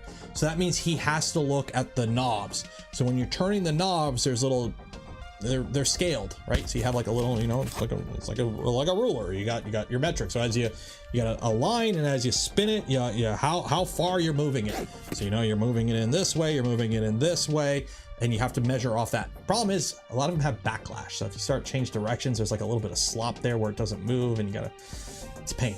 So on here, he's mounting his indicator to one of the axes. In this case, the is it a Y? I think it's the Y on it. No, it's the X on a lathe. I can't remember which one's at which, but he's mounting it here so he can read it off of here and get a true movement instead of one reading off of the knob, which is in inches, and he wants metric. And two, you don't have to worry about backlash with this. You could just read this. So this is basically an analog DRO, which makes no sense, but that's kind of what this is. Nice, I like it. I like it. Is it the Z? Is it the Z? I can never remember because it spins, so it's like, yeah, I guess Z would be because the surface is there, so you're I like that. Practical, that goes in practical. And it's making me wish I had more manual machines, because that's the downside of no longer working in a tool shop. I don't have access to manual machines anymore, or not working in a tool shop anymore. ARO, it's an ARO. There you go, it's an ARO. If you can get a DRO, it makes your life great. DROs are awesome because you just push a button and you're in metric. You push a button, you're in inches. You push a button, you got half the diameter. Boom, done. I love DROs.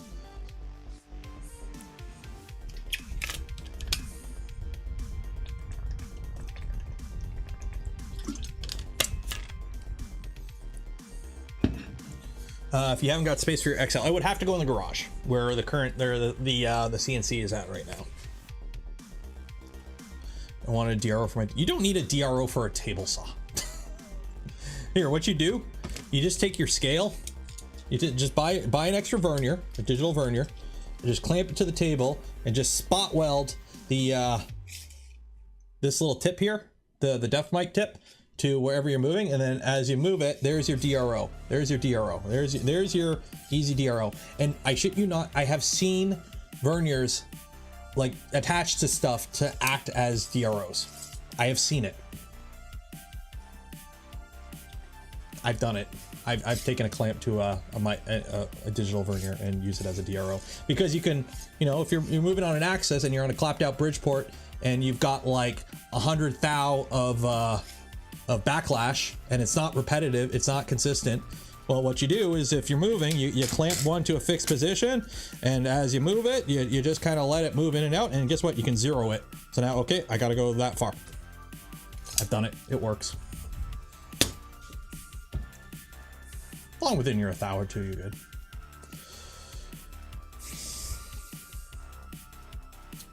So that is a cool entry. I like that. Good idea. I actually have my mics. I have all my mics here too. That's great. Okay, practical, totally useful vape cup holder. So Tossie, are you telling us that you vape, bro? I designed a super simple print, kind of used. It fits in the car's cup holder. It has a slot for a vape rig. Creative microwave fix. Went to use my microwave, pushed the door button, and there was a thud sound, and the button went limp. Yeah, that sucks. It happens to some people though when it just doesn't work. It goes limp. I cracked the shell and found a broken piece with an eyelet and a paddle with pegs. Figured out where the broken piece came from. Saw a screw next to the hole and figured out you can mount this with bracket. Replace it with broken bit. Worked perfectly well 2 months since with daily use. It took 7 iterations to dial in. Hence the number on the piece. There you go. So we've got ourselves a vape holder, and then we have this. So this is this was really cool. This one I like. This is a creative microwave fix, but do we have another creative fix that it can? Is it? I think it beats this guy. I think it beats the holder. The microwave fix beats the holder. Because this is also fixing a problem, but I think the microwave one is a more ingenious use of a 3D printer instead of just better casters.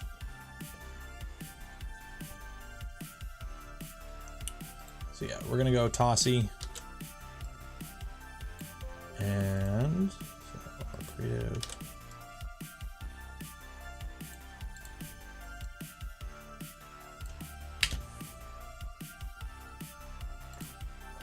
And it's this one.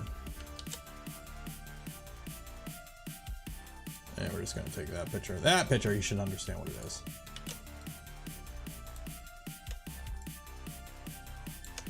There we go. Good enough. Okay. And let's go back up. There we go. Okay. Okay, creative. A while back, I made a pedal box for my race car by sandblasting using a 3D printed model. Then I needed to clamp a part in the middle to do the finishing.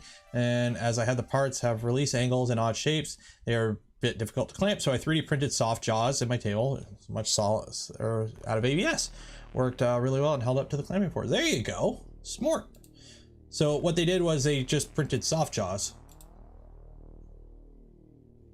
There you go. So if you have the CAD model of something and you've machined it out of metal and you need to hold it in a vise, what you could do is just take that CAD model, create negatives, print it, and there you have some things that'll hold it more consistently when you put it up in a vise. I think the ARO beats this in terms of a machine using 3D printed stuff in a machine.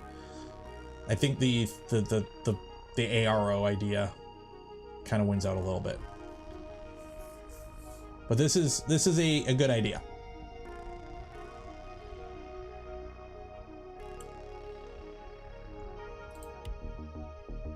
Oh, you actually did model it in instead of just crushing it. You can see it's still crushed it a bit, but of course. Print the fractal vise. I wouldn't use a 3D printed fractal vise for machining metal because unlike a 3D printer, with a Bridgeport or a mill or an actual CNC machine, there are cutting forces involved. There is loads on the part and the tool head and the object, being machined. So I would not trust a 3D printed vise in any capacity on a Bridgeport. Maybe if it was a super soft material and you were going at it with a super high Rip'em spindle with a very low depth of cut, maybe. But all it takes is one, errant decimal or a Z negative China and things are going bad. So I would not trust a 3D printed vise on an actual milling machine. Just asking for a bad day. I barely trust my 3D printed vise to hold wiring harnesses for concentric twisting. Yeah, they're holding fixtures. They're not clamping fixtures. It would hold just fine until it didn't. Exactly. Okay. Practical is one of the most practical prints since it's used 24/7. My mom broke these two clips when trying to put the glass dome back on after cleaning. Guy at the Home Depot said they don't have replacement clips. Of course not. Why would they? Buy a new one. So I remodeled the last unbroken clip in Fusion and printed them. At the time I didn't have any white filament, but this was a good reminder to reprint them in white filament so they're not noticeable. And the black filament's fine. Oh, so yes, you got two little clips. Yeah, nobody's ever going to notice that. There you go. Simple little clip. Easy peasy. What you can do, if you need to model something like this, you can actually just take a picture of it and then just import that. I'm pretty sure you can, I remember seeing how to do it, but you import the picture into Fusion and then you just outline it in a sketch. And then you just take that sketch and extrude it. And then you just make sure you're printing at the right scale and boom, you're done. Easy peasy. So that's a fun way you can make little, if you need to copy something, is just you take a picture of it, use it as a background, and then just sketch the outline and then just extrude it. Functional print. I designed and manufactured 40 light box filters for my awesome physics teacher, printed in PETG. These filters should last for a very long time. So these are for a light box. You got little filters there with a slot.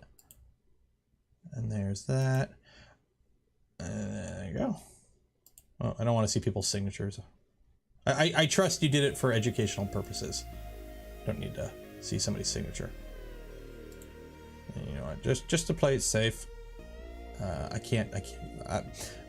don't want to delete the whole thing, but Hemera Neptune, go delete the picture of the signatures. I don't want to see that.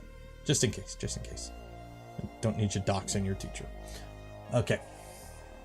If you don't delete it, I'll go delete the whole post. Actually, let me see if I can delete an image.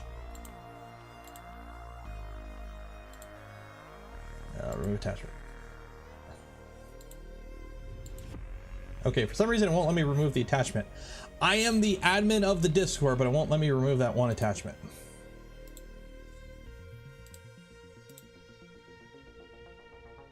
Okay, for some reason I can't. Okay. Yeah, I can't delete it. I'm assuming that's used for that, like, is it used for the split thing where, like, if you look at it, you get one result, and if you don't look at it, you get another result? Or is it light? I don't know.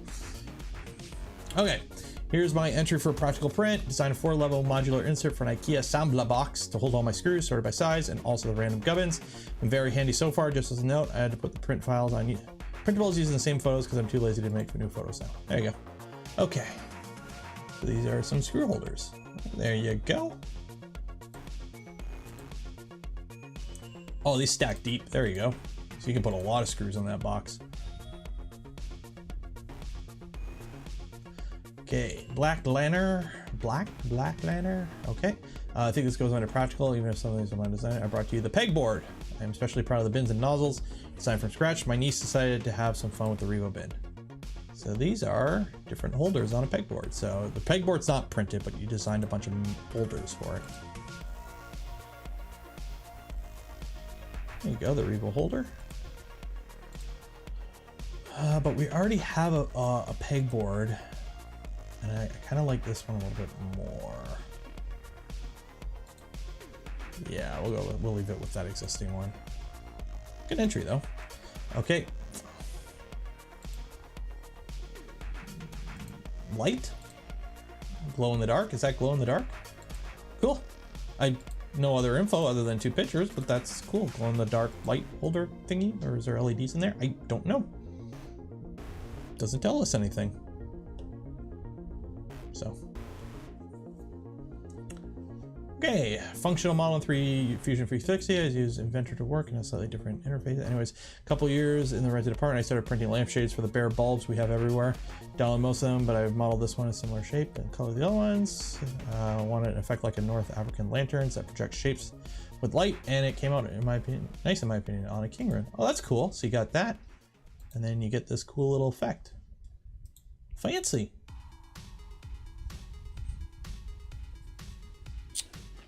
Creative. I saw these TTGO ink screens while browsing AliExpress. Them are great beer tap handles. Screen to display the current beer on tap. The QR code on the screen links to Untap so people can check in. Oh, well, check out the beer, I guess. The great thing about these e-ink screens is they don't require any power. So, don't they? They do need power, don't they? E-ink. They just use extremely little amount.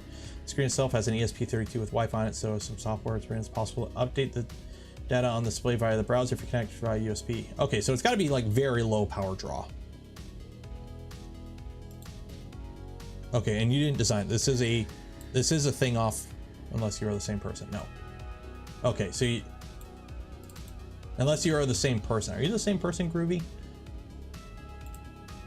You better be the same person because these are pictures from the entry. Better be the same person. I'm assuming you are the same person. They use 0 power unless the screen is being updated. Oh, they only use power when the screen is changing. Oh shit. Okay. I never actually looked into e-ink displays. I'm hoping you are the original person because I'm putting you on the list. If I find out you are not the original person, you get disqualified. So creative. Ooh.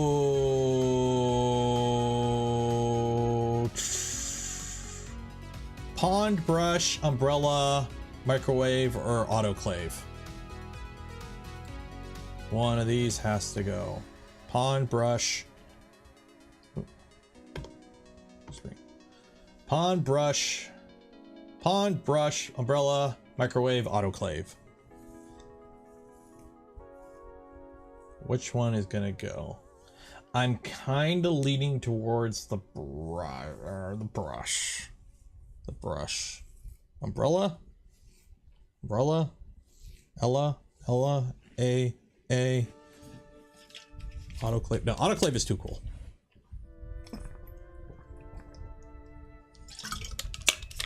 Second one, not the brush. Microwave. This is also food. Beer is food. Beer is liquid bread. There you go. Beer is liquid bread. Counts as the food entry. Okay. Birds. Counts creative. Modified the lamp. And there you go. Okay, so this is a common print. Everyone's probably tried to print the moon at some point. And they made it into a lamp. That's cool. Okay, how many more days? Yesterday. Okay, we're at the home stretch. Oh my God, there was 2 hours. There's a lot. I talked a lot today. Holy shit. Sorry. Creative Mike NH3D. This is my own design that I use to play Airsoft, mainly Milsim style. I ran a team to design this product to protect the volume knob and the PTT from unwanted activation and adjustment. It's completely eliminating hot miking and volume adjustment that provides extra support for the intent. There you go. The good old Beifong walkie-talkie. So it just prevents you from accidentally bumping it.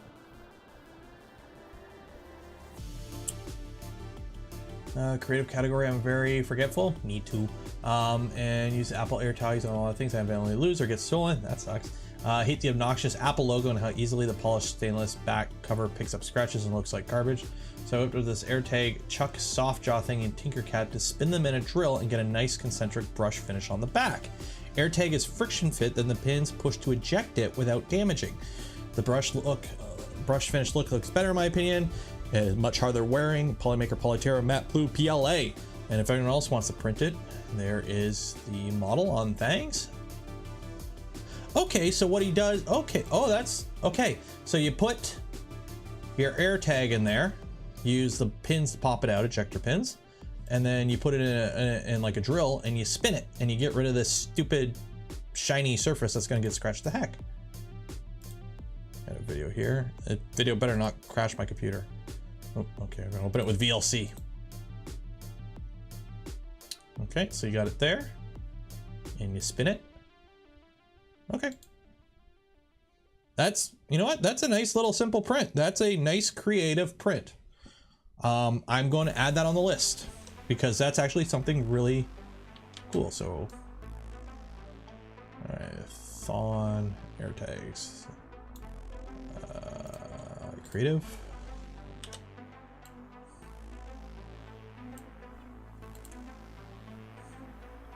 And that is the AirTag polisher. There you go. So there you go. Yeah, we're definitely going to do brackets for always for just, well, it's the AirTag is, well, here's the thing. Technically the AirTags, if you think about their intended use, they should be like bright pink or like stuff that stands out. They're made to help you find stuff. Unless you don't want them to be seen when you're tracking stuff. So they should sell two versions of the AirTag. They should sell the super bright, obnoxious one that, you know, maybe has a bright LED in it, and then they should sell like the blacked out one. There should be two versions of it. See you, John. Okay, creative category. I built a filament extruder for my master's thesis, and I needed a way to properly align the bearings on the prototype. As it is a prototype, I had to take it apart a few times. So 5 minutes in Fusion and 15 minutes on the printer later, I got myself a jig. Print quality is bad, but it's not supposed to be pretty, it just works. So it's a jig, there you go.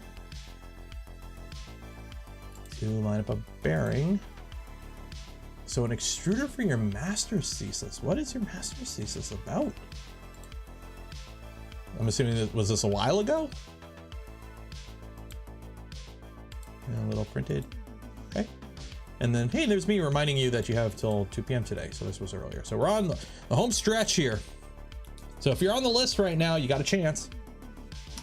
Useful category, Avatar Scorpion Attack Helicopter, modified for DJI FPV by me. Fun project, printed in ABS on my 350. At those sizes, file big volumes come in handy. Print, okay, files are there. So, okay, wait, whoa. So this is,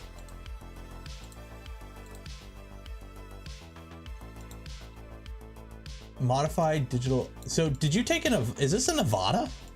Or was a Nevada? Or it's just a custom FPV quad? Or you're just using the DJI Air unit? But no, yeah, these aren't DJI motors. So yeah, this is, so this, I don't think really counts for this kind of contest. This is like practical prints, unless you're using this for work. But that's really cool. I'm gonna say it's really cool. But unless this was used in like the movie or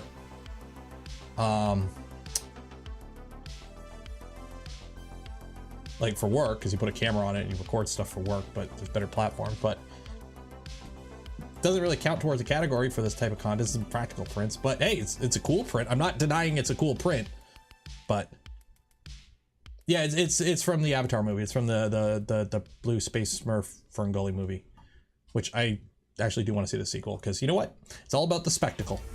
I go to movies to be entertained.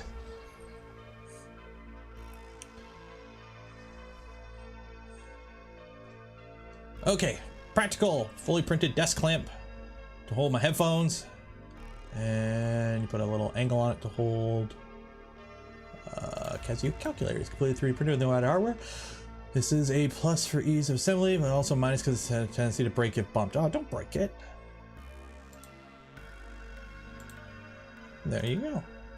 Little clamp. I think everyone has printed the headphone clamp. It's for roof inspections. Okay, Mando CAC reader. What's a CAC reader? I'm assuming a security card reader. Okay, so this is a security card reader, and you just put a Mando's head over it. Okay, that's cool. Gotta hide your layer lines, or your knit line where you start and stop.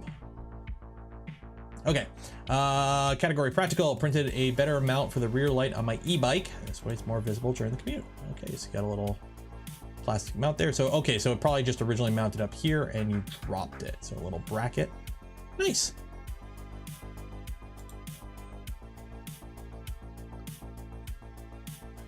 Practical phone and cup holder for a bulldozer that predates such an anemones.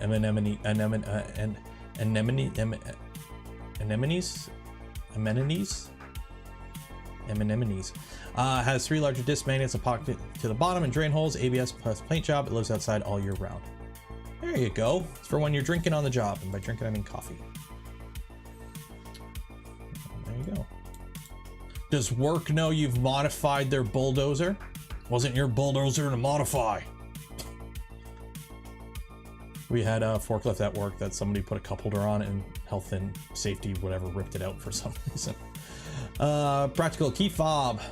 Okay, so you broke the little end off. Okay, so there you go. Oh, key fob for toolbox key. The cheap one that came with it broke, so I designed a replacement. There you go.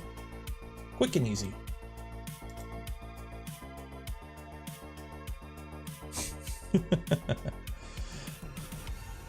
Okay, McCall, practical and personal design, organizing my tools so they can easily be found. Still need to add more battery slots and arrange some spots so the batteries are all next to the charger. So what do we got here? Okay, so you got a pegboard with some battery mounts on the wall. Oh, I see. Okay, so you basically printed off the battery so that the tools will slot onto the wall. Oh, that's creative. That's cool. That works.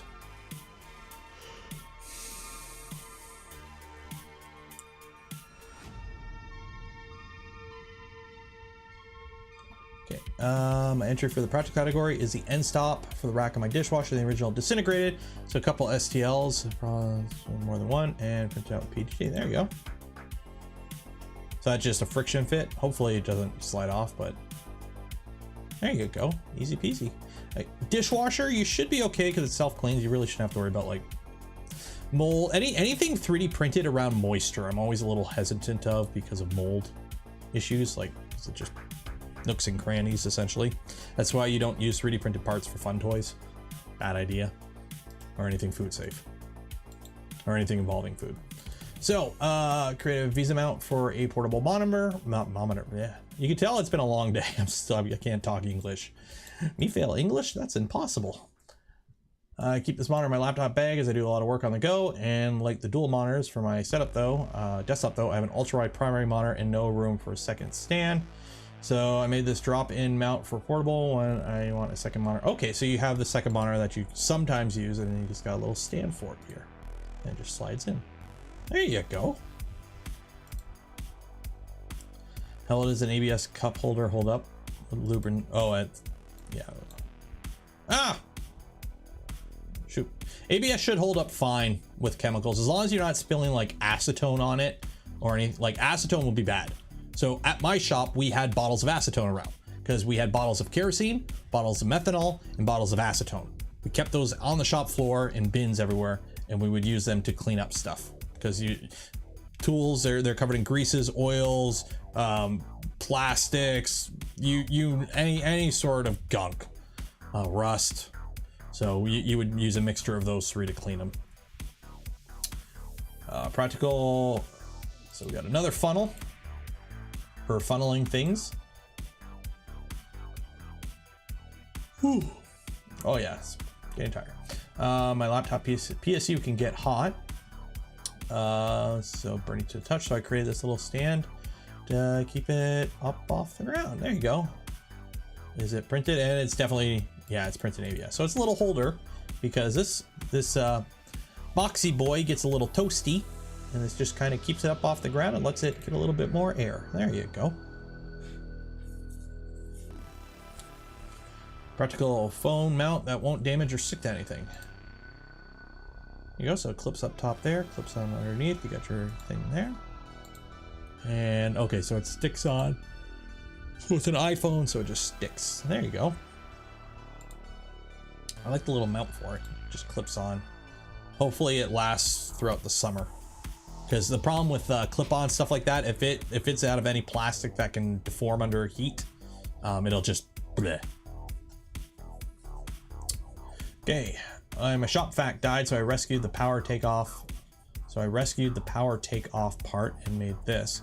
Now I plug my cheap vac into power and tool into takeoff part.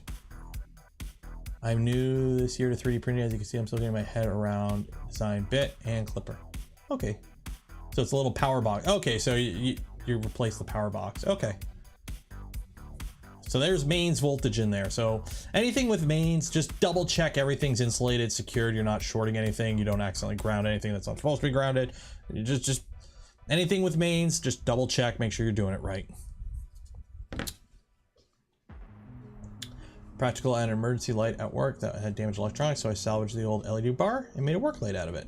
Works great doing soldering and needs some extra light. That's a nice little, oh, hey, OmniFixo. Make sure you watch tomorrow's video. I talked about mine. OmniFixo, there you go. And speaking of, if you want to see tomorrow's video today, consider becoming a channel member or Patreon supporter because it's posted in the ONLYBENCHIES Yacht Club section of the Discord. I'll link it to the actual communities tonight once I do thumbnails. I haven't done my thumbnail for it. If anyone's in the ONLYBENCHIES Yacht Club and you think you can make a cool thumbnail for tomorrow's video, feel free to try. Because I hate making thumbnails. Anyways, I had a shelf that needed some brackets. I designed these to look like a bike crank. I don't know what category it should be in. I won't put it in a category because I don't think it'll make a short list, but they look really cool. It's a nice 2-part print. Very nice. I like that. This is one of those prints that, depending on how you orientate it on the bed, will affect how strong it is, but let's be honest, this part right here ain't doing anything. These are just brackets. So you could have not had this whole portion here, so it's all in here, but those look like they're doing pretty good. Nice. And it's only holding books. Books and what else? What else you got there? What else you got there? You left personal stuff out. We're gonna be looking at your personal stuff. What did you leave out? What do you got? Show me what you got. What do you got here? You got your gummies. You got your daily vitamin gummies. That's good to see. You got a Lego mug. Dune. Arthritis pain supplements. Oh no, you're in the higher demographic of my channel. You're why I don't get the cool Fortnite ad revenue.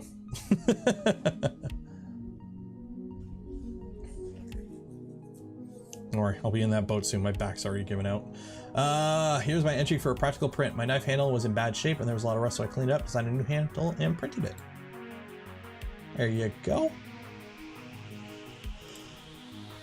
Is it 2 pieces or 1 piece? Okay, I'm assuming it's 2 pieces. Oh, no, it's 1 piece. So there's the... Oh, okay, you replaced the pommel.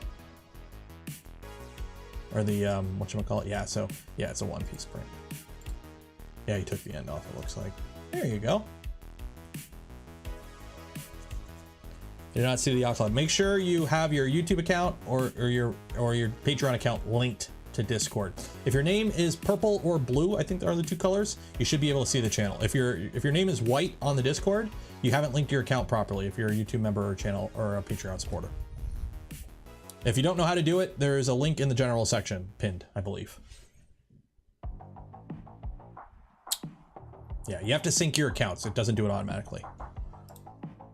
Creative. I had an old set of subwoofers that was in dire need of a facelift. So once the necessary hardware, new drivers, I fired up Ice SL. What is Ice SL? And made a new face ring for the woofers. And then you had to print them, and there you go. You got some new. Nice. Delmar Franks. Practical lipstick holder at the request of my sister. Simple and effective. There you go. And they're all square? Is lipstick square? It's been a long... I don't think I've ever shopped for lipsticks. I don't know. No, it's round. Okay, I guess there's 2. There you go. Nice simple little print. Nice little gift. And there you go. We have contractors doing living room and dining room with paneling, and my wife wanted to install the pan at... Harsh reality, where are the pictures? No, you forgot the pictures. Okay. So many people coming at the last minute. 3 weeks to enter. Enters 8 minutes before the deadline. Liquid lipsticks. Okay, there you go. Practical laptop dock base for my work laptop monitor. So this is, oh geez. Okay, so what do we got here? We got, so that's 3D printed. That bracket's 3D printed. Okay, so this is what it's the box. Okay, so the laptop plugs into that. And okay, so this is the printed thing. Okay, now do we have... Yeah, I don't think it would. Practical. Nah, I don't think it would fare in any of the categories. Okay, last entry.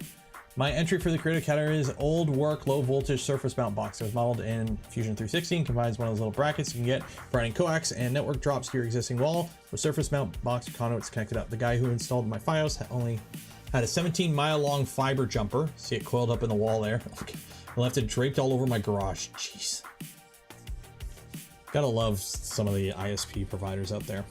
I figured I'd do myself a favor and put in some conduit and run it to the wall to the network track. I also plan on putting a couple of network drops, one for my board, and then when I get done, some sprinklers. That way you kill 2 birds, 1 stone, 1 plastic box. It also takes American wall plates. There you go. Okay, so it's a little printed box to keep all your wires in.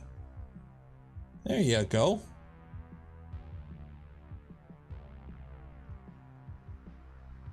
That works. Nice. And there we are. And here's a link to the stream. So we can go here. And then I can watch me. So now I can do the thing where we do the do all the way down. So make sure you're watching the live stream. So that's it for all the entries. So now we're going to go through and we're going to vote on the winners. So the finalists are usually 4, but we have more than 4 for each category right now. So we're going to have to pare that down somehow.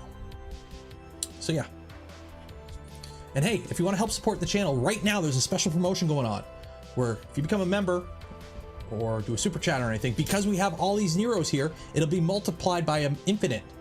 So it'll go a long way in helping support the channel right now, just until we get rid of all these Neros. So,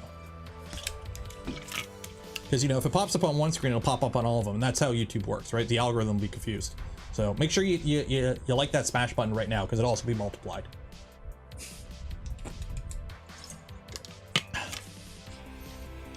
How many do we got? I can see it all the way down. It's so trippy to look at. You're lucky I have it muted too. Okay, let's look at our entries. Let's look at our entries. Let me get rid of that. Okay. So we'll do practical first. We'll do the practical category first. I have to feed all those Neros. I know. Falling into the void. Okay, so how many entries do we have? We have 1, 2, 3, 4, 5, 6. Okay, so screen. We have 6 entries here. We have impeller, LED lights, hexagon, Yeti, camera mount, and indicator. So what we're gonna do, we're gonna split this up into 2, 3 and 3. Okay, so FJ Prince 179. Okay, thank you, appreciate it. So paint. So let me just do this here.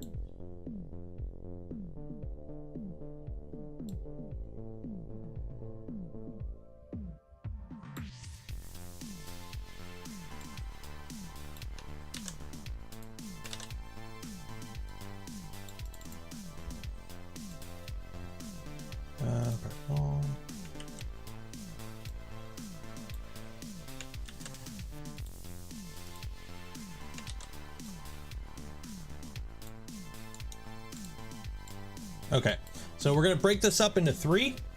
So 3, 3, and the winner of each one goes against each other. That's how we're gonna do this, okay? And the order is just left to right. It's just gonna be left to right. So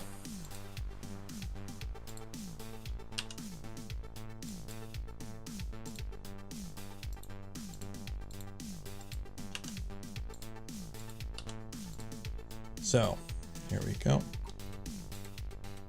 And how this works, I don't think we'll be doing runoffs in this category, but is usually if one doesn't get 50%, we do a runoff of the 2 highest. And then also if usually I leave it up for 5 minutes unless one's a clear winner. Okay, so add option 1 is dishwasher impeller. 2 is hexagon storage. 3 is ring o lights. There's your 3 categories, or your 3 entries. There you go.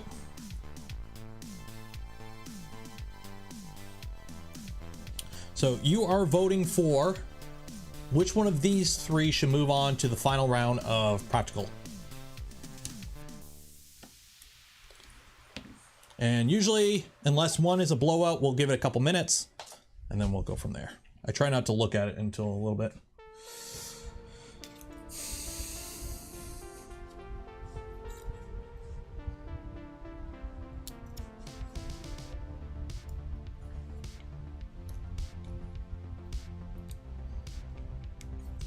Ranked choice voting. I don't think you can do ranked choice voting on YouTube. I just do, to win, you have to get over 50%. So then we do a runoff if we can't.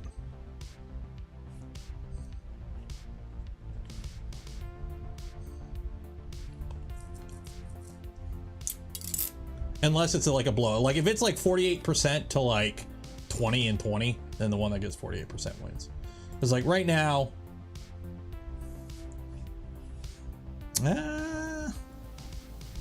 there's 20% there.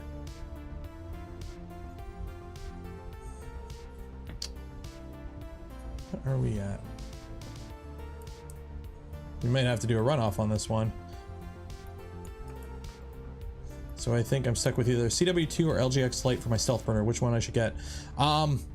Whatever one the kit comes with, and then if you have issues with it, upgrade. That's what I recommend.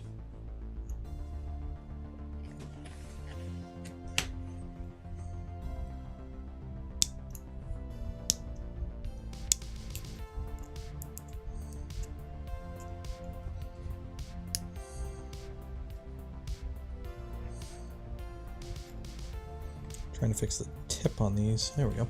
Okay, so right now we got 45% for the dishwasher. Hexagon's at 33.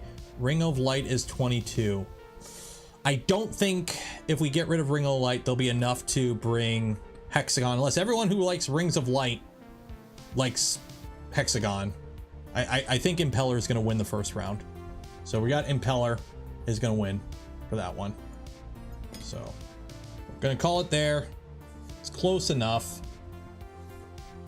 It's not a blowout, but I don't think we're going to sway it. It's not close enough that doing a runoff will affect it. It's not the final round either. Okay, so we got Impeller is carrying on to the final round.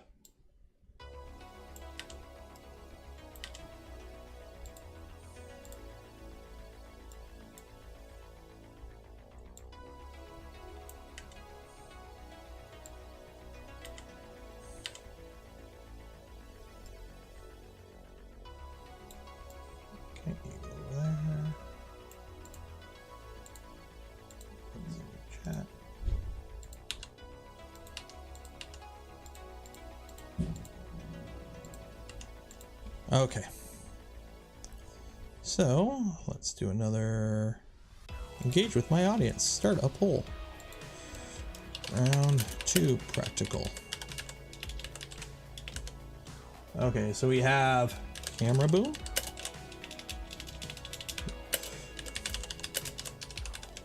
two, Yeti holder, 3, ARO. Ask the community. So here's round 2. There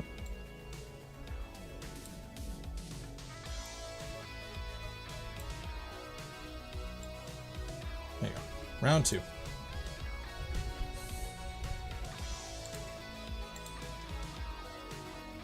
What's in here? There we go.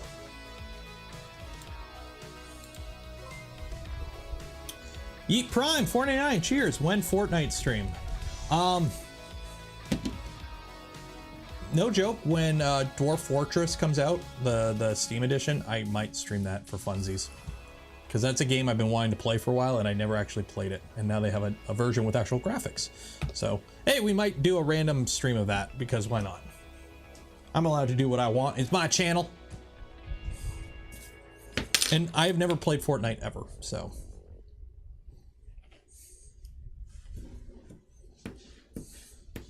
Plus, I need a game that this computer can run. Like, this computer ain't bad. It's a Ryzen 3100 with a GTX 1060 in it, 6 gig. Play RimWorld. I haven't played RimWorld either.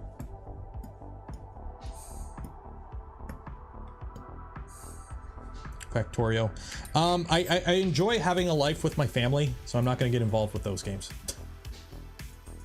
Oh, this one we're going to have a runoff. Yeah, this one we're going to have to run off. This one's getting a little close. Open TTD? No. I think I played that a while ago, I remember.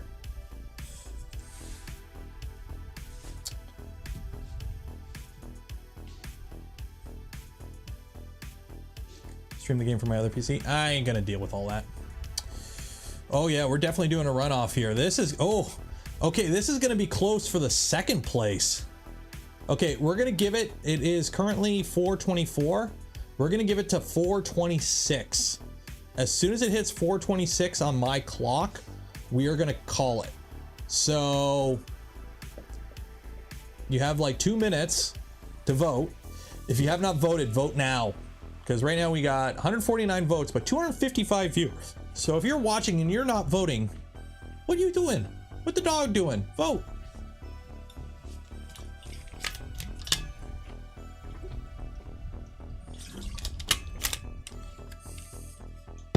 Also, like that smash button if you haven't. Helps keep the bots away or something. F. Why F? No Fs.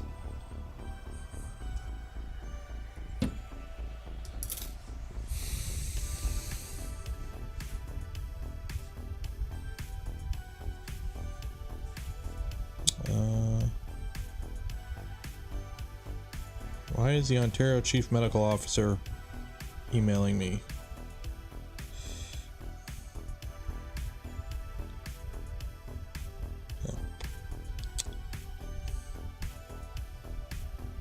Okay, less than a minute, less than a minute. I'm gonna hit the button at less than a minute, or exactly at 4:26, and whatever the numbers are, and then we're gonna do a runoff.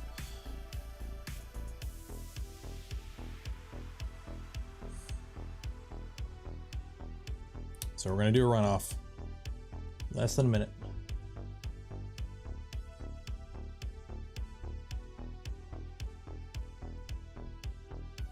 Oh, there we go. Okay, so it looks like we're going to be doing a runoff here between the Yeti holder and the ARO.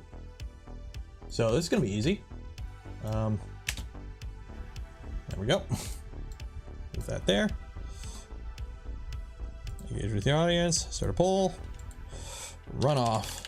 Practical print. 1, boom arm. 2, Yeti. Okay. We're gonna go till 4:30, unless one is a complete runaway. Give me 4 minutes, unless one is a complete runaway. Oh wait, no. Yeah, it's camera boom and Yeti. Yeah, it's those two. Yeah. No, that's right. That's right. Yeah, so we're doing a runoff between the boom arm and the Yeti.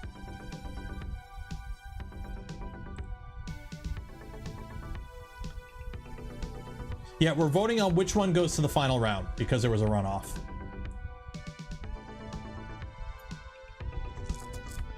You sent me a picture. Okay, let me, 1 second here. I put the Discord over on the other screen so I don't, leak all the super secret stuff.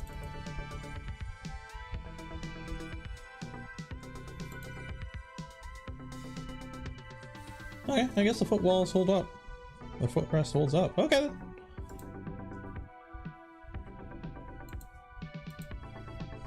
then. Blink. Oh my god, this is close. This is close. Holy sh...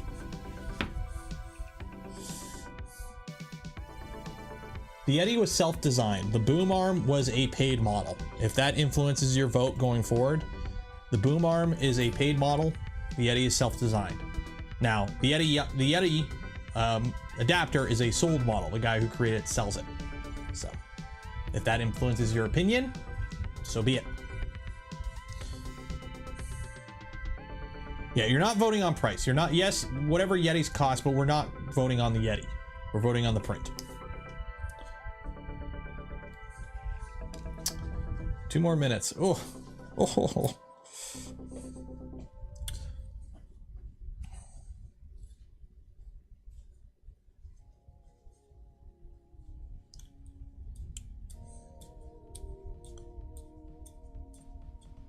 How about voting on the top 2 from each of these 2 polls? Well, I figure the top 1 versus each one's gonna go, because if one of these, okay, what do we got right now? Yeti. So if the boom arm loses to the Yeti, even if we if we took these 2 and put them in with the top 2 from the previous one, the boom arm's still gonna get less votes than the Yeti. So that's why we're doing top and top, and then that way when I do the final vote, I don't have to do a runoff on the final vote. That's why I also, when I pick things from different categories. That's why we don't have like 10 different like wall mounts and 10 different cup holders. I pick like 1 cup holder, 1 wall mount, 1 electronic thing. Like I try to have every individual entry be its own quote unquote type of category. So that way it's kind of a more consistent when we get to the final vote. Like it's more of a clear defining who wins. So.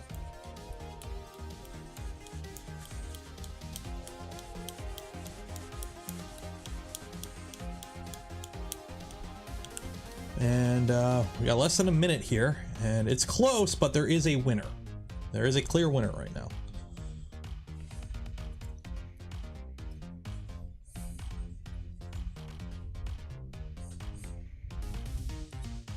Okay, calling it there, and the winner is... Yeah, calling it there. Okay, and the winner is... Why, it's you. Yes, you. That's right. That's because you entered to win that spool of filament. And if you haven't, well, you're going to be entering soon. So make sure you enter to win that spool of filament for Polymaker that we're going to draw at the end of the stream, because hey, you're going to win it. So you might as well enter now. So that is who the winner is going to be. But the winner of this category here was the, who was it? The Yeti Cup? The Yeti Cup. So we're going to have the Yeti Cup here. And the Yeti Cup is going to go up against the Impeller. Save. Go. Oh, this is easy. I don't have to do anything. There we go. Oh man, this is easy. The numbers are the same. There we go. So, final category is we have the dishwasher impeller replacement and the Yeti cup holder for the practical print winning category. Start a poll. Practical print winner. 1, impeller replacement. 2, Yeti cup holder. You're voting for the winner. So remember, so for these two categories, the impeller is a PETG impeller that was printed to replace one in a dishwasher and is held up for 2 years. So this is definitely a practical print that's holding up and doing its job. The Yeti cup holder is an adapter for the Yeti cup, and it looks really cool. Those are your 2 entries. We'll go until 4:35 unless it's a clear blowout. And by clear blowout, I mean leading by like 20 to 25% usually. Enough that you can't really recover. I really want to build this frame now. Somebody sent me a nano long range carbon fiber quad frame, and it's 8 grams of carbon fiber. That's all I have, but now I want to buy everything else to build the rest of the quad. It's a blowout already. Let me check. Yeah, it's a blowout. Okay, impeller 1. Yeah, I'm calling it there. We're not. Impeller 1. Boom. Congratulations, Vin S. You are our winner of that category. So let me pull you up here. So November challenge. Now I gotta find Vin S. Search from user Vin S.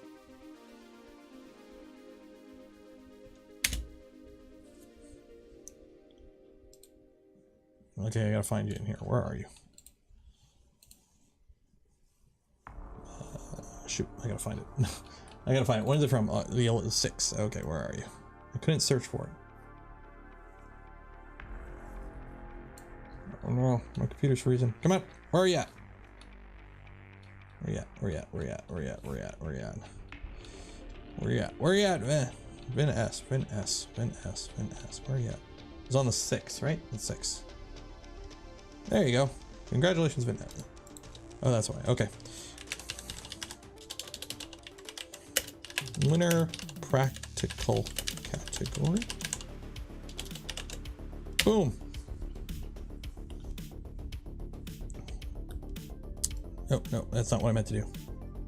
That's not what I meant to do. Shoot, I'll fix it later. Whatever. I'll fix it later. So everyone, claps in chat for Vin S, the winner of the practical category. They will get to win some awesome ONLYBENCHIES merch along with a spool filament from Polymaker. So now we have, what do we got here? We got 3 and 3 again. Okay, so we have, let's open up paint here.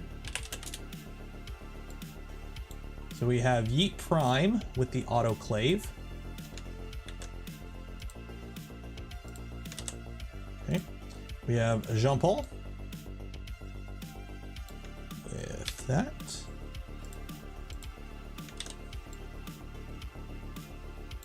And we will put Thom here against it. I'm just doing left to right, nothing fancy. I don't think the order, whoever wins the end wins at the end. I don't think the order that I pick these for like the groupings will have a big impact on who actually like the final one, because if the winner will always be the winner, it's just the trip may change, I think. That's really the only thing that I can think of. There we go. Unless somebody can prove out the math that the order I pick for these will impact it. So these are going to be the first 3. This is round 1. This is round 1. Now these are creative. I put this under creative. This he entered as practical. I vetoed it to creative because this is not a normal thing. It's an autoclavable sciencey thing. This is creative. This is a creative use of a 3D print. Okay. So start a poll. Creative print. 1 is autoclave print. 2 is beer dispenser e-ink. Add option. 3 is air tag scrubber. Ask the community. Go!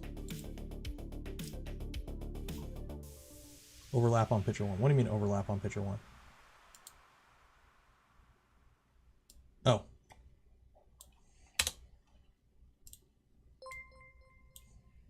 There you go. There we go. Fixed. There you go. Choose correctly, eat prime 420. You are too sciencey a person to be using that language in here. Well, thank you for the 420. That will not influence the final vote. Do not, if you are voting, do not take his 420 in mind. Pretend you didn't see it.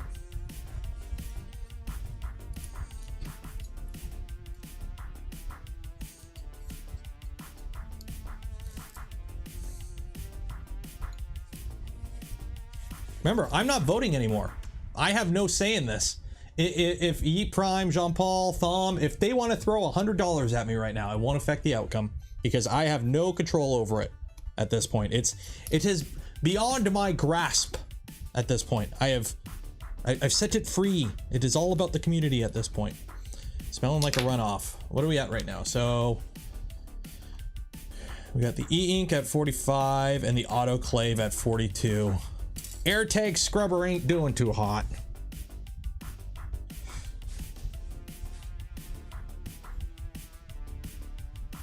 I could type David if you're here. Yes.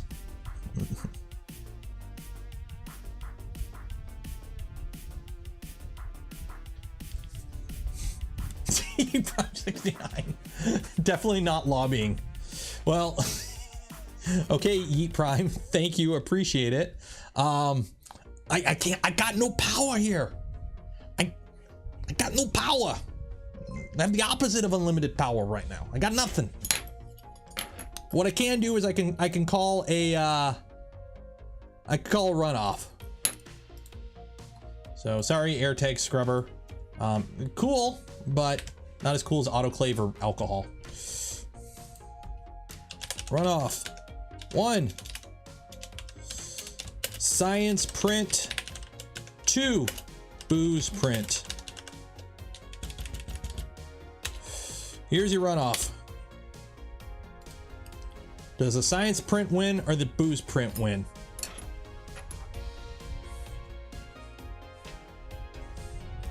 If you want, you can always go back and check the entries on the actual channel on the Discord. The autoclave thing is like a print that grows neurons and is autoclave safe, which is like good to like 150 degrees with a bunch of pressure and shit to kill everything, and then they grow brains on it. The beer thingy is a tap with an e-ink display that shows you what booze you're getting, and you can update it over Wi-Fi. There's your two entries. So technically they're both science.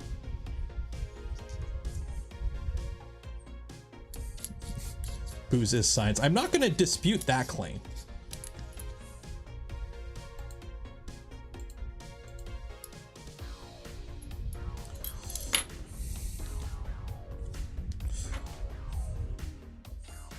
And if you do want to influence the opinion with alcohol, the P.O. Box, if you type !mark P.O. Box, it's there. I'm a fan of my whiskeys and scotches.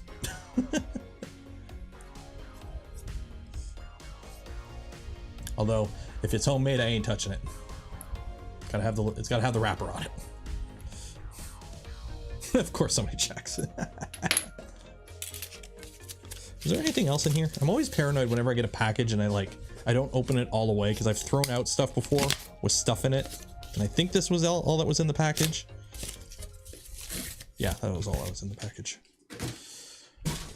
Okay, what are we at right now? 440. Who won? Oh my God, this is close.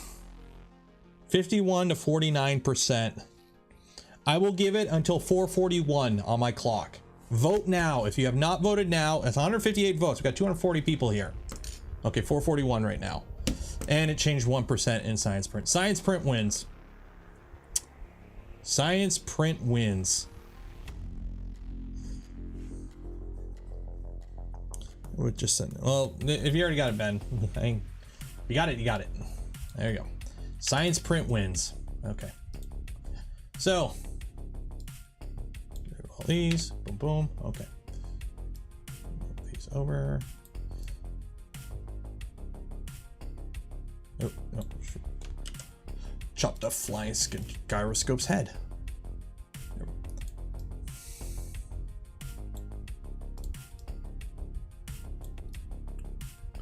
Okay, so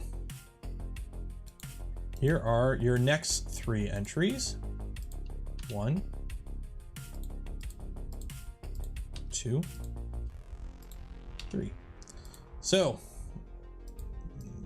oh, no, move me over here. There we go.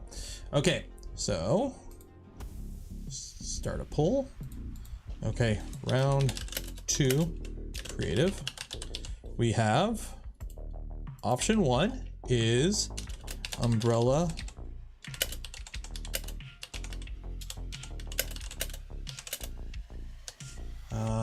2 is the brush, and 3 is,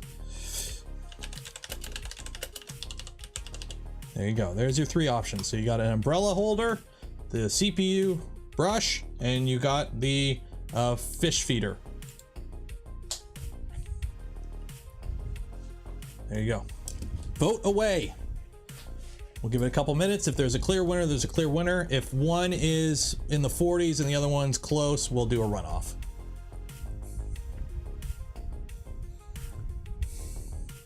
And if one hits 50%, then one's 50% and it wins.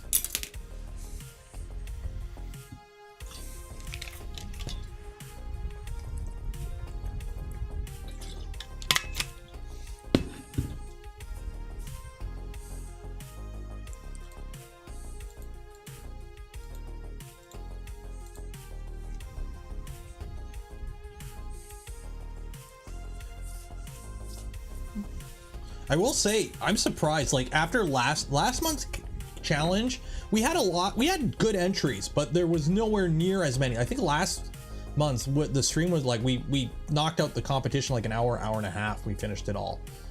And we're like coming in on a full 3-hour stream and we still haven't picked the final winner yet.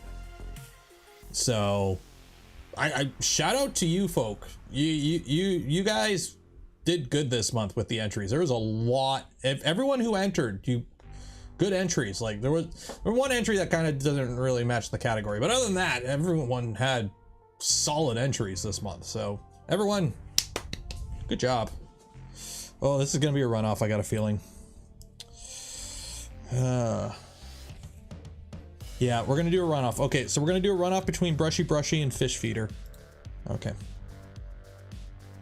So I'm not gonna renumber them because I'm just not going to. You guys can figure it out.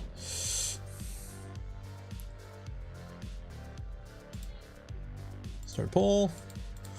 Runoff 2 is CPU brush. 3 is fish feeder and cleaner, I think. Yeah, fish. Yeah, we'll just do the fish feeder. Fish feeder. There you go. Ask community.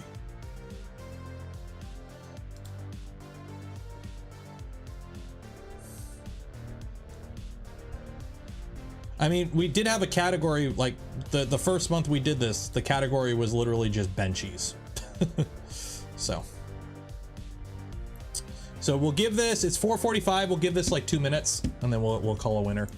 It's close again. Jeez. You guys aren't making this easy.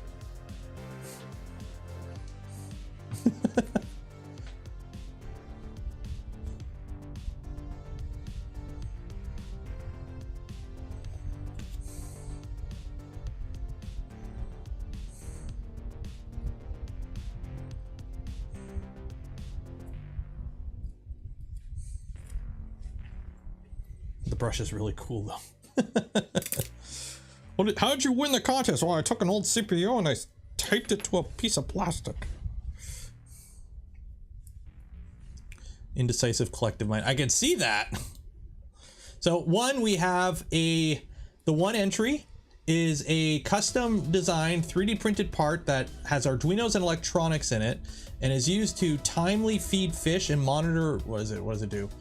Feeds the fish, custom air driven, no maintenance filter, lights and all kinds of cool stuff. The other thing is a piece of plastic with an old CPU attached to it. Vote accordingly. But the cat really liked it.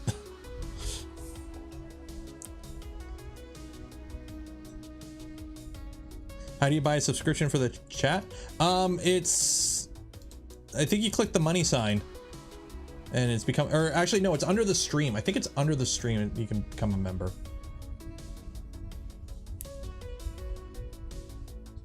But if you want to gift memberships, it's the money sign, I think, is because I can't see it from my window, but I think it's the money sign. But you have to like enable it, I believe. Like that.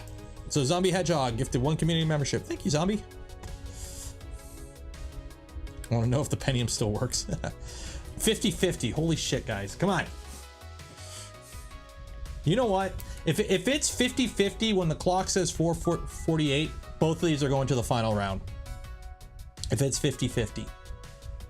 Merv gifted 5 community memberships. Cheers, Merv. Thank you. So it is 4:47. The moment it hits 4:48, I am closing the poll. If it is 50-50 exactly, both go to the final.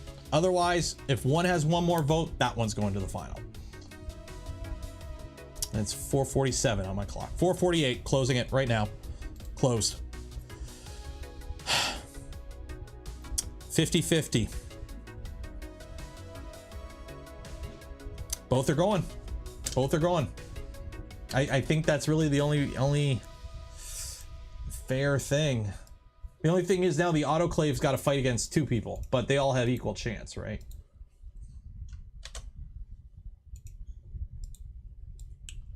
So there you go.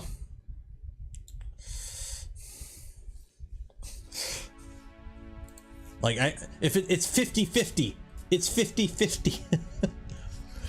It is what it is. I really can't think of another way to do it other than flip a coin, and I don't want to flip a coin. So this is your finalists. No, I don't want to do a QA. Well, you can do a QA if you guys want to ask me something, go ahead, but okay, so this is creative winner. So one is autoclave brain grower thing. 2 is CPU on a piece of plastic. 3 is automated fish feeder Arduino. There you go. Those are your 3 categories. Vote accordingly. If you want to refresh, you have, I'm going to give it till, unless there's a clear blowout, 4:55 for this one. Okay, so you're going to get 5 minutes. Go, if you want to double check the entries, you can go back into the Discord and check. Eat Prime 149. Cheers. Eat Prime, I'm gonna lose to the cat scrubber. Yes, but that cat was enjoying the brushies. So yes, your thing grows brains and can take living in an oven, but it didn't brushy the cat. This is the audience. I can't influence the audience. I mean, you could argue that my entry names influence the audience to a degree, but I mean, like, it's a CPU on a piece of plastic.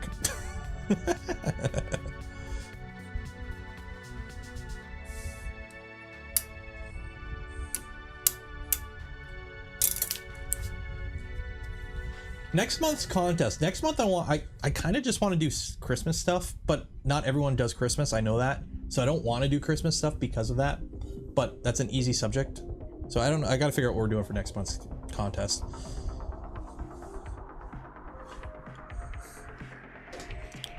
The election is rigged. I demand a recount. The votes are flawed. This is an injustice. I can't do a Trump. I can't do a Trump voice. I can't sound that pathetic.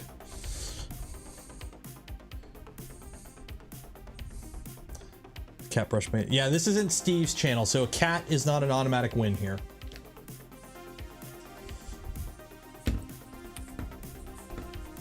Holiday ornaments. Thing is, not everyone does holidays right now. I know it's a Western world. Christmas is, you know, Coca-Cola incarnate. Let's be honest. It's not religious in any regard, but not everyone does that. And I don't want to, I try to make my contests as open to everyone as possible. So yeah, I might just do yeah, somebody's like winter, just do winter challenge. Yeah. And just leave it open to anything holiday winter themed. 2 and 3 are a tie. Are you serious? 2 and 3 are a tie. Bloody hell. Okay, I'm not gonna I know it's supposed to be if one doesn't get 50, but when one, oh my god, are you gonna make me do a runoff? Am I gonna have to do a runoff for this? Okay, I'm not doing a runoff because if we do a runoff, we're just gonna be doing the same vote we just did where it was 50-50. We're not doing a runoff. I'm putting my foot down on this because we're just gonna end up by where we were 5 minutes ago, where it was a 50-50 draw. We're not doing this again. I have to, the stream is over in 8 minutes. I need to make dinner. I'm suspending, I'm implementing first past the post for this one, for this draw.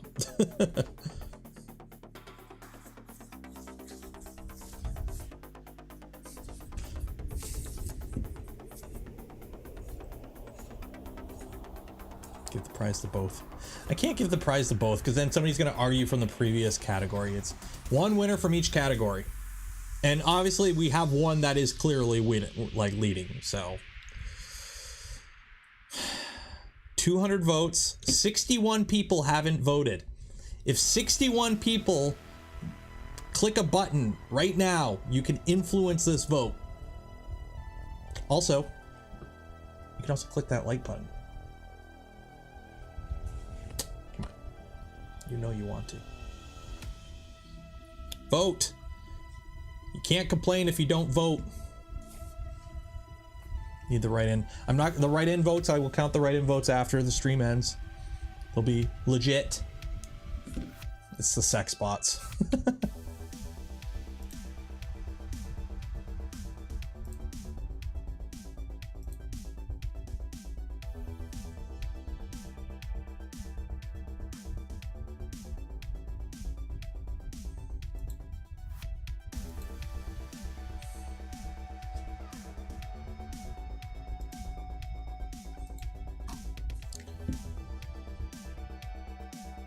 Well, there's 223 votes right now and 262 viewers and 301 likes, which the likes can be higher than the viewers because people like it, but then they leave. Which, why did you go? I miss you so. Okay, 1 minute. We got 1 minute. It hasn't changed. I'd rather have a fish feeder than for a politician. I don't know. They're pretty close to each other. And that's in every country. Okay. I think it's safe to call it there. I think it's safe to call it there. Your winner is the fish feeder for the creative print.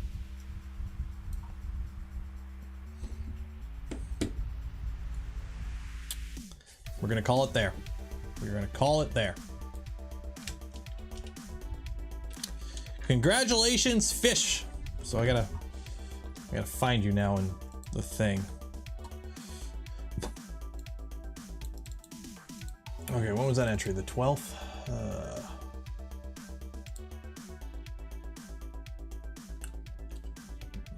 Where is it? Where is the fish feeder thingy? Here you go. Fish feeder thingy. Okay.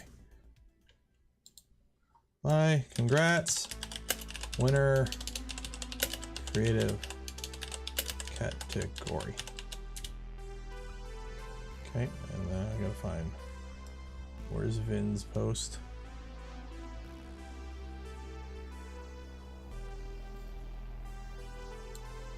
Where are you at? Where are you at? Where are you at? Ugh.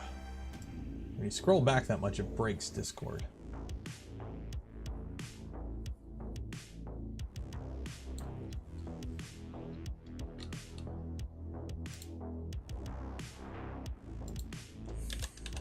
There we go.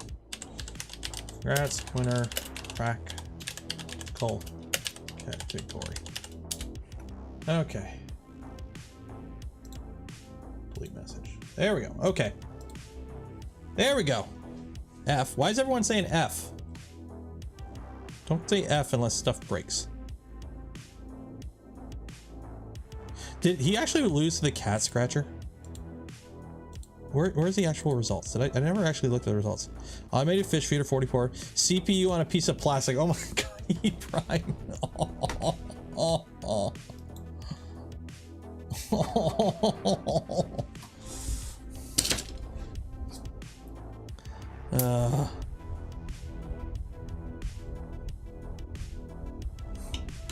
Hey, you know what? You made it on the list. Like, yeah. Better luck next time. I didn't mute. I don't know. You have access to an autoclave or a printer that can print things that survive an autoclave. I'm pretty sure there will be a category in the future that you can totally game using that setup. So, like, one of the categories that will be in the future is just over-the-top printing. So, you could probably put a solid entry in that.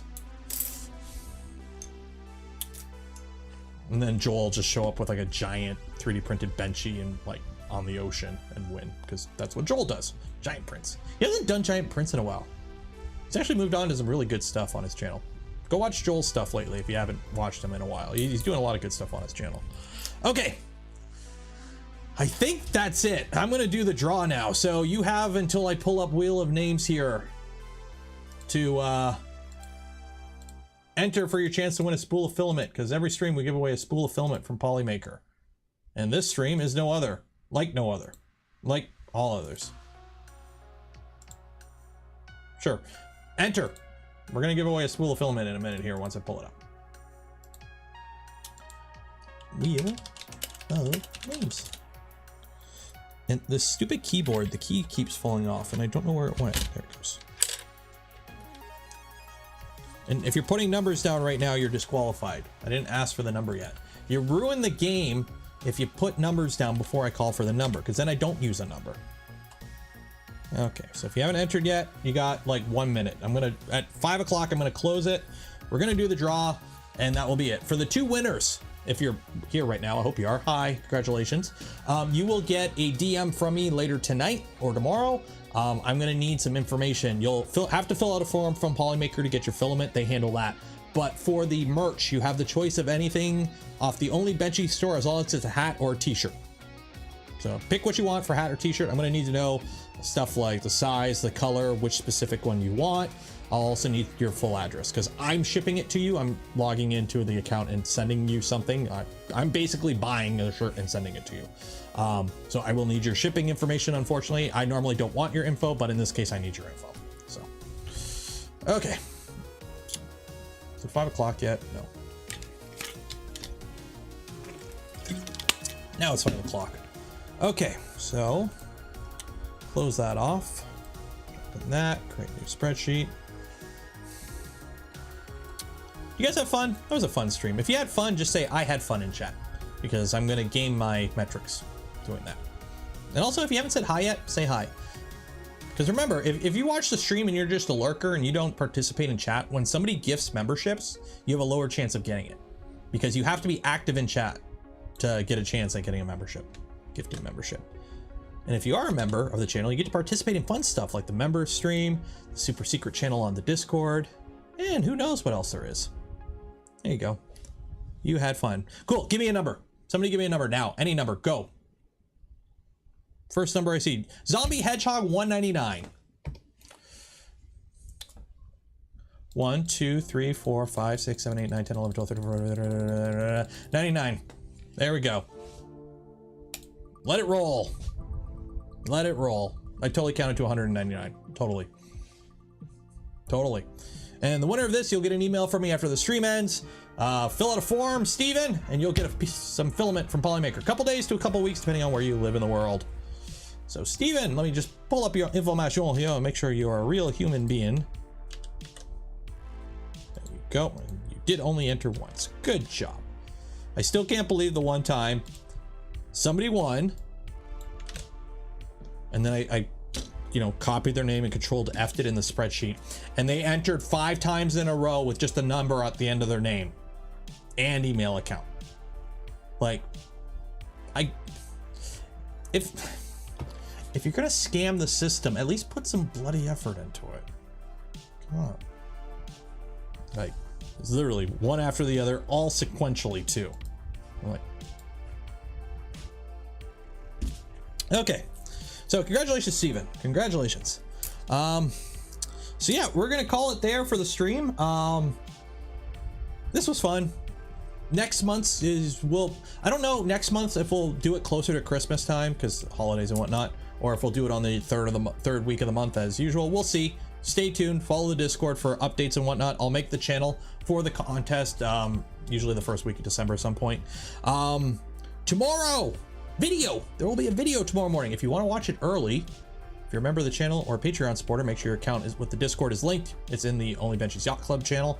I'll email it out to respective people, YouTube community post and Patreon community post tonight. Once I do the thumbnail, I got to do the thumbnail still. And then tomorrow we will hopefully wrap up the salad fork build, because I think all we got to do is set up clicky on it and we can do some printing with that. So that will be tomorrow's stream. So video tomorrow and stream. It's Friday. Be safe out there. Wash your hands. Enjoy your weekend. I'll see you tomorrow night.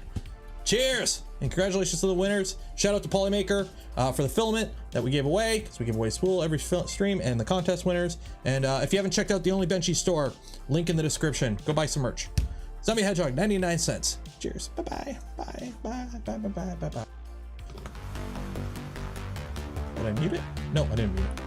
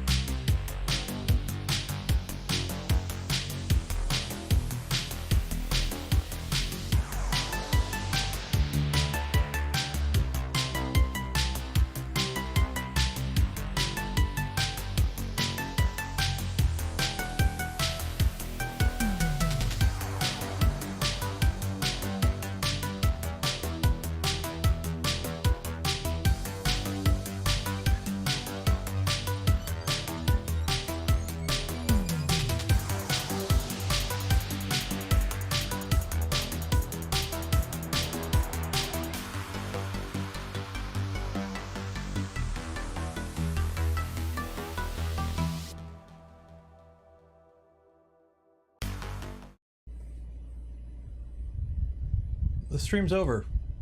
Go home. What are you still doing?